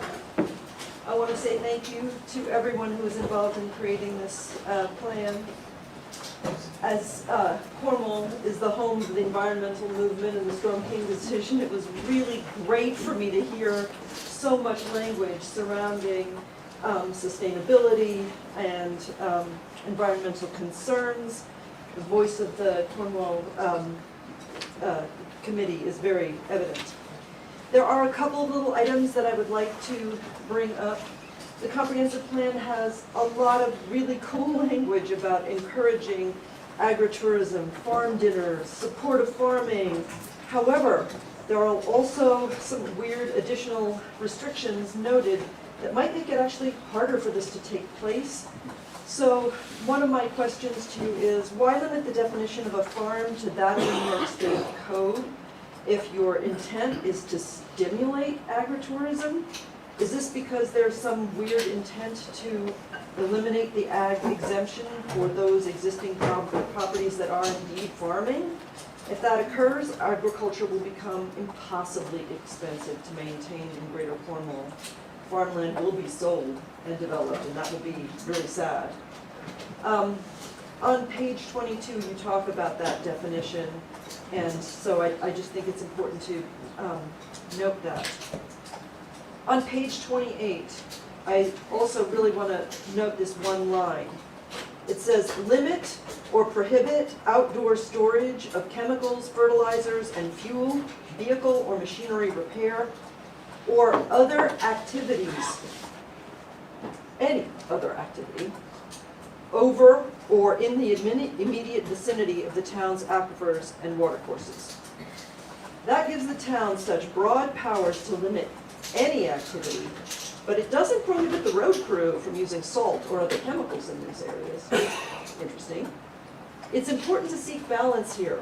As it's currently worded, the town could prohibit farm dinners, farming, wedding photography, square dances, or pretty much any activity they choose. Because there are many private properties that are either over or in the immediate vicinity of the town's aquifers, it's important that the town not create so many restrictions that these properties cannot be utilized for farming that will support the very agritourism goals the town has set.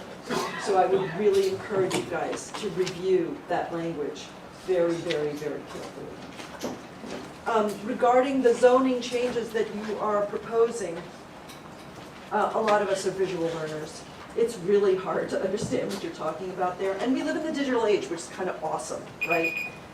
So I would like to suggest that you create a map online that people can access that shows with lot lines included, the current zoning and the proposed new zoning, so that commentary could include it and understand it. Thank you for your time.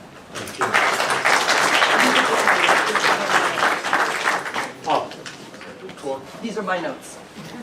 I'll send you something in Yeah, writing. please do that. But Thank you.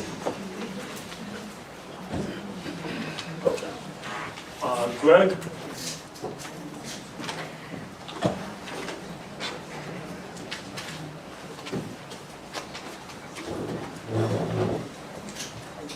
Hello, Greg Pagliata, Cornwall, New York, Cornwall Hudson. Thank you.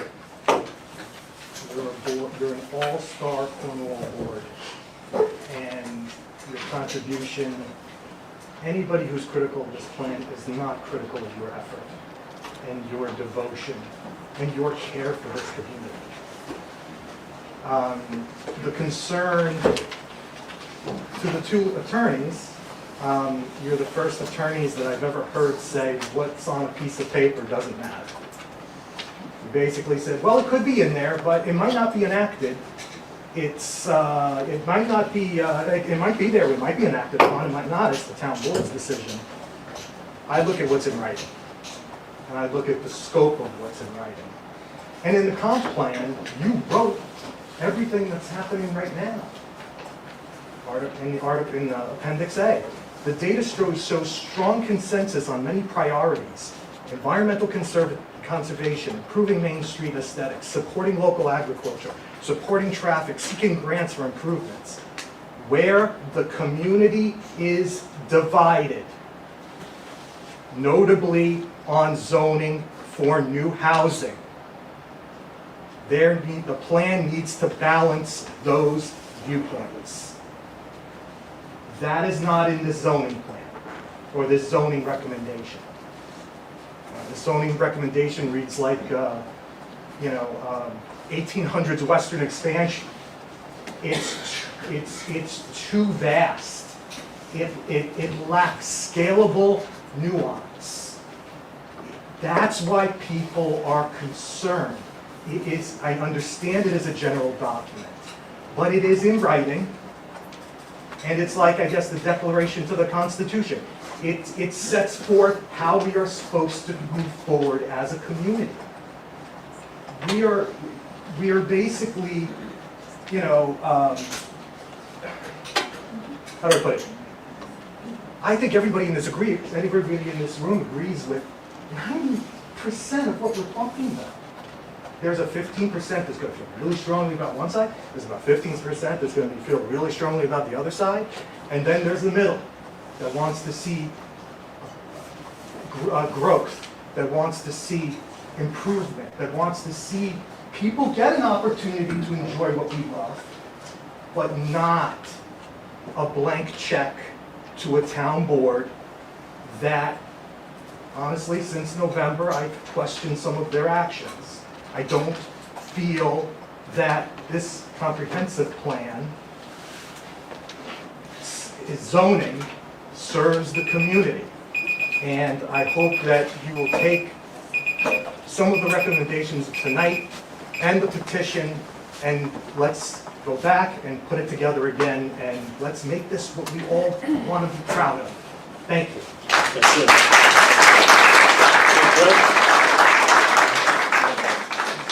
His notes? It's just notes. Okay. All right. Kathleen, 2 Grandview Avenue.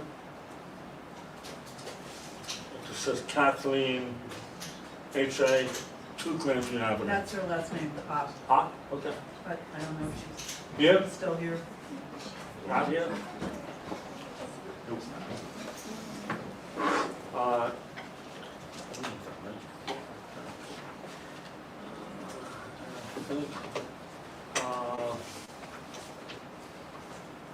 Maria Mara Davies Gaines.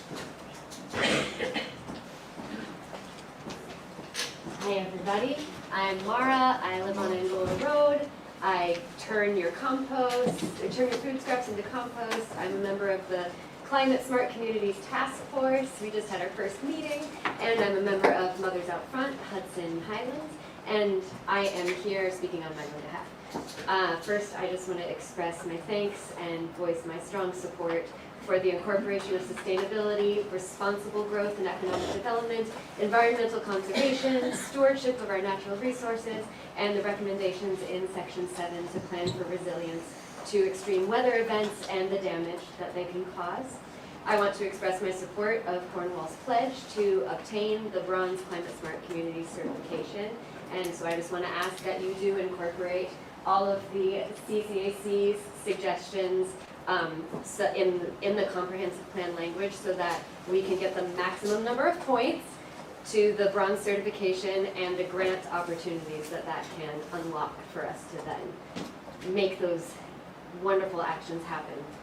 I also strongly support Mothers Out Front's request that the plan recommend that the town create targets for greenhouse gas emission reductions in 2030, 2040, 2050, that we recommend that a plan be created.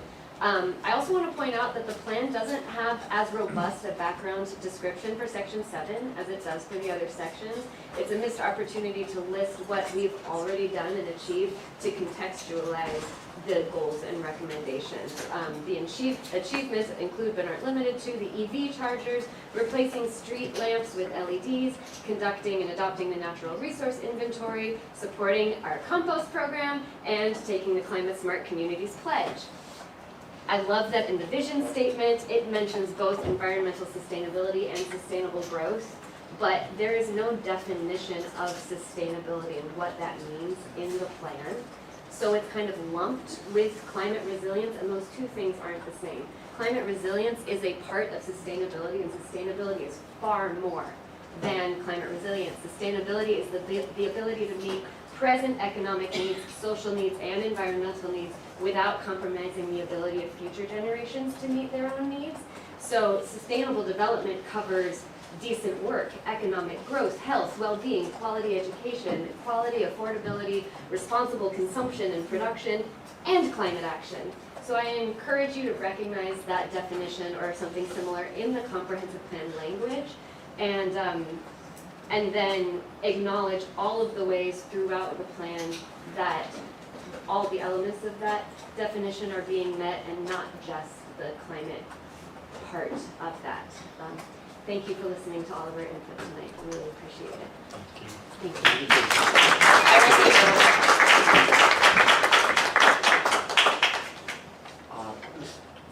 Could someone look back there, see if there's a list of any names I missed?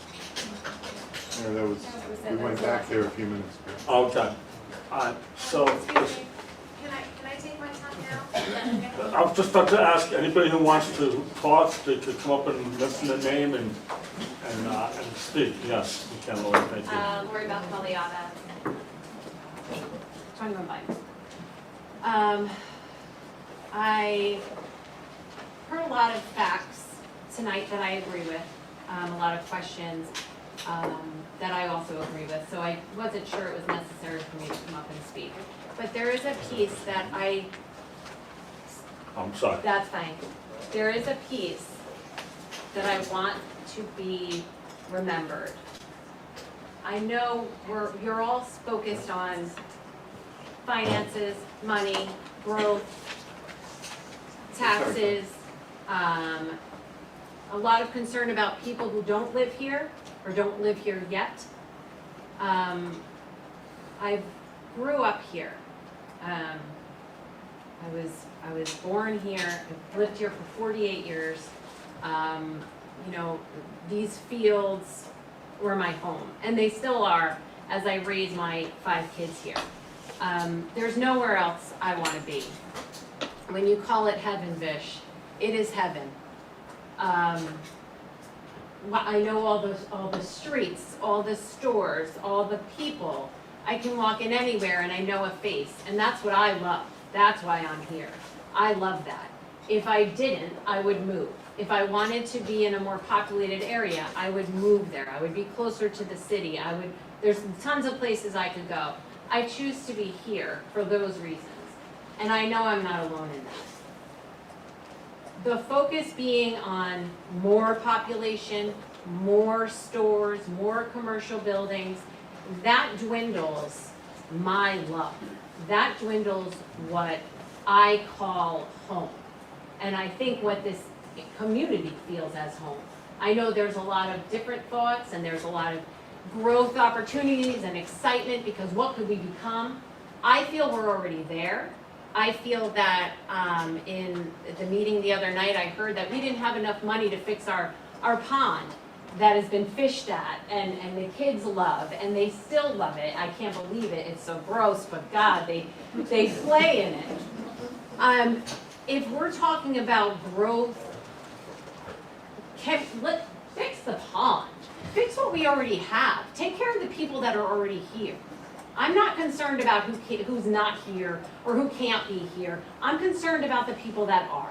And that's what I want to see in this comprehensive plan. More thought on that. Thank you.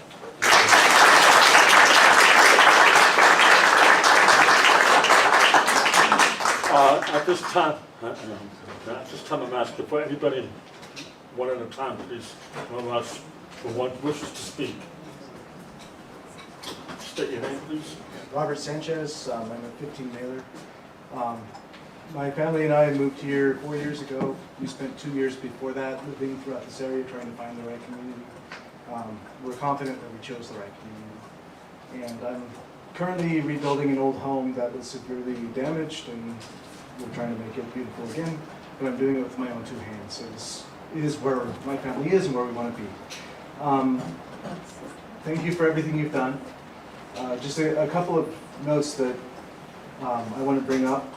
One is more open question sessions, not just open comment, would be great. As people said, the other is, I do agree that the survey may need to be redone or enhanced. As done, while a large number of responses came in, the survey did feel fairly directed. The other thing is, as Christian was saying, more housing doesn't equal affordable housing. I think it's more of the right developers coming in. It's recruiting or finding the right projects. It's really thinking about what we're doing with the housing and what we're doing with the existing housing. So I think we need a little bit more planning on that side and a little bit more thought put into what we do other than just increasing what's available or what's in the zone. Second is I would strongly request that we have a prohibition on tax incentives for commercial projects. We have enough interest in the community as there is. As everyone here has said, it's about increasing the commercial tax base. That is antithetical to it. I would love to see the comprehensive plan reflect that, and it also slows down some of the development fears. And then finally, there's a couple of huge concerns around data centers and warehouses. I want to echo those, but from a slightly different standpoint. Data centers have a severe and not yet understood impact on the surrounding health of the communities, financial viability of the communities, impact on resources that we don't yet understand, and they're inherently extractive. They do not improve communities. It cannot be allowed inside of the zoning. It is not an overstatement to say that it will destroy the town. There's currently a town on the border of California and Idaho that just lost all of their electricity at the cost of $100 million to reroute and replan because of data centers taking all of the electricity in their area. That has to be said. And on the warehousing, that has to be done safely, and that's very, very difficult in this area. Our roads were not designed for it. They cannot be redesigned for it. And so increasing warehousing has to be fully thought out, and it has to be done very carefully. So thank you.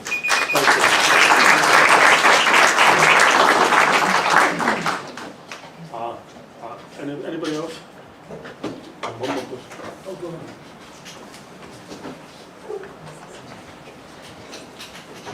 I wasn't going to speak tonight, but I'm going to seize the floor. My name is Virginia Scott. I'm also a lifelong resident here. Except for 15 years when I was first married and I could not afford to live here. So I worked hard, and we're back. But I want to address something that was said in the beginning, the warehouse. What was failed to mention, there were almost 7 municipalities that came out against it. It wasn't just Cornwall, because that warehouse was going to go right through an impoverished community. So the fear of, you don't do anything, the warehouse coming, I'm concerned that that was said. The other thing I have as a former board member, the zoning proposal on accessory dwellings came up on the board several times. We already have this in our zoning. It's attached to the homes. Our concern as board members was the fact that people were going to build small studio apartments, and I met people actually yesterday from Saratoga. And you know what they're telling me? They're buying these homes, they're building these little garages, and you know what they're doing? Airbnb. So this is about housing, like we're being out-competed for homes. And allowing, if we do not destroy it, I was going to say, you did a great job. I was there one night when we were discussing putting, I think, stores on the second floor of apartments. And, you know, I'm kind of glad that's out of it, because I was thinking handicap accessibility, you know, how are they going to get up there in those old buildings? I implore you not to revise the accessory dwelling. Keep it the way it is. I heard things like, oh, well, you know, we could take care of my mother or father. Well, you know what? My mother or father fell. I want to open a door and get my parents. I'm not going to go to the back to a barn and pick up my parents. So there are people here to look to profit, and I totally get it.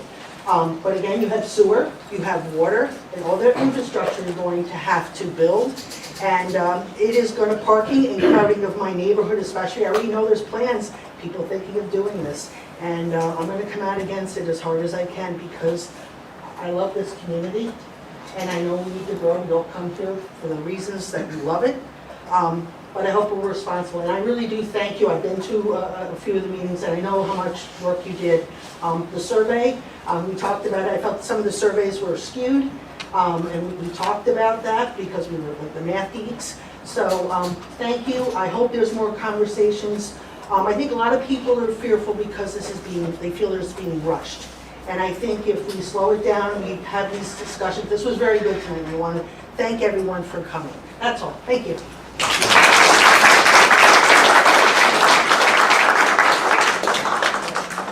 Just a very quick question.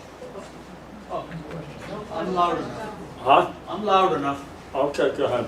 Does the town board plan to do something regarding this issue in the June meeting? Like, are you taking action on this plan? Adoption of this plan, or changes, or? No, nothing on the agenda. Okay, thank you. The only thing that'll be on the agenda is setting the date for the next continued public hearing. Great, thank you. That'll be the last Q&A. Anybody else wishes to speak at the public hearing? Is there going to be a question session where we can come in and ask our questions about the plan?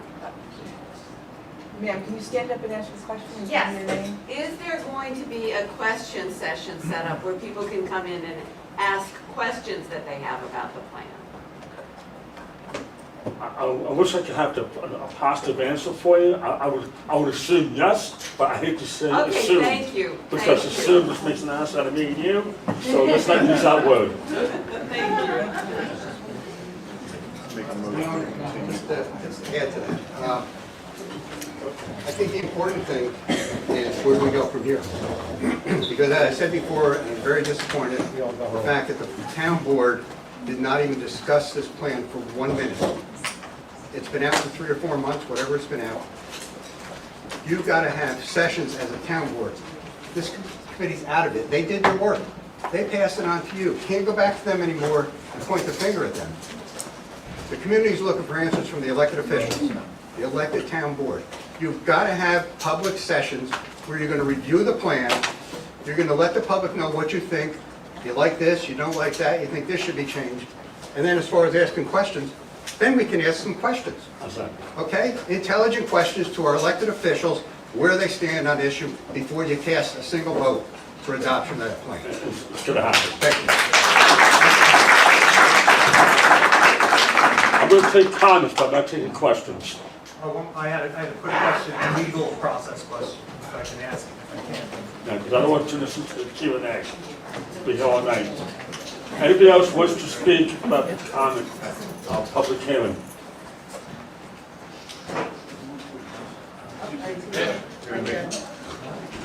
Who?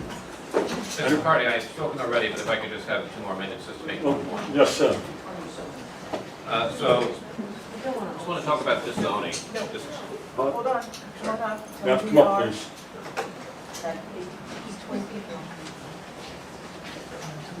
Repeat your name for her. Christian Brunelli, 101 Angola Road. So just about zoning. Zoning is a collective property right. It's because we have a common interest in a place. And when you make zoning, let's say, more efficient to promote a particular purpose, you are basically affecting all of our individual property rights in our property. And the goal of zoning should not be to make it the most efficient, so that you can exploit it for a particular reason or a particular person wants to use their property. If it's inefficient, that's good, just in the same way that democracy is inefficient. And just 2 points on this. One of the things here is mixed-use zoning. And one of the examples often used to support mixed-use zoning is the city of Tokyo, which I've lived in for 3 years. And every single time people advocate, I said, have you actually walked in Tokyo? And not that it's a hellhole or it's bad, but many people don't understand all the other things in addition to zoning that make it possible and make it work. And I think the point is that's not in this plan. And the last thing I want to say is that a lot of this is about upzoning, which means making things more intense or being permissive or allowing more uses. We should remember the history of zoning, that zoning became common in the late 1960s, 1970s, because all the restrictive covenants that allowed for private zoning were made illegal by the Civil Rights Act. And so what you do when you upzone publicly, okay, and that basically you had a lot of down zoning after that and technocratic zoning, things of that sort. But if you upzone in the public zone, what you're probably going to see is selective down zoning, which means people will find private zoning, versions of restrictive covenants, things where people have different, gated communities or things of that sort, which will allow people with more resources to take advantage. And the rest of us are going to be stuck carrying the externalities. And so even though we don't know what the future is, we do know, because we've done this before in history. And the point about it is, there's really nothing to prevent that. And so I really think there should be a little more, let's say, critical eye about changes in zoning, and just say, well, we don't know what's going to happen, and that's probably the problem. Thank you. Thank you. May I have a 30-second statement? Or, yes, go ahead. one point I forgot, and that's it. Oh, it's quick, don't worry. Greg Pagliato. One of the things in the process that I know that the plan has already been forwarded to Orange County for review. Is that a normal process that it goes to the county before review? I'm sorry? It's required. It's required. So it's required before public comment or before anything, like we all get in the weeds here and talk about stuff? I just didn't know legally if that was part of the process of, I know it's probably legal, but did it have to go to the county now before we got consensus? At this point, it's appropriate to send it to the county to get their comments, because they're going to make comments. Some of them will be binding comments, some of them will be advisory comments. And it's important during the process we get that back and analyze them as we're going forward.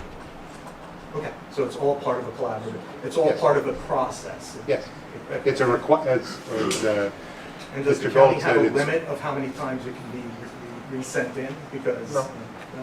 If there are substantial changes to the plan, we would send it back to the county. Okay. That's very good. Okay, thank you. Thank you all. I know. No, I premise. One more person. Really, this thing with the farms, okay? I learned something from the legislator.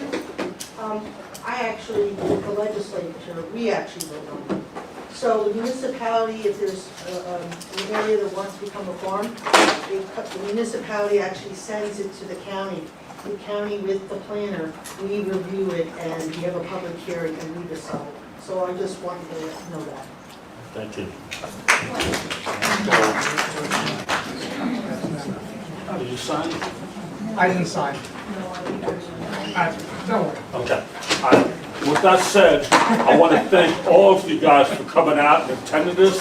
We're just going to adjourn the meeting for now and keep it open. You need to make a motion to continue the public hearing with the next date to be announced. Okay. So, the motion, we're going to make a, look for a motion to continue the public hearing with a date to be announced. So this time is to be adjourned. All in favor? Aye. Aye. Again, thank you very much for your time. Thank you.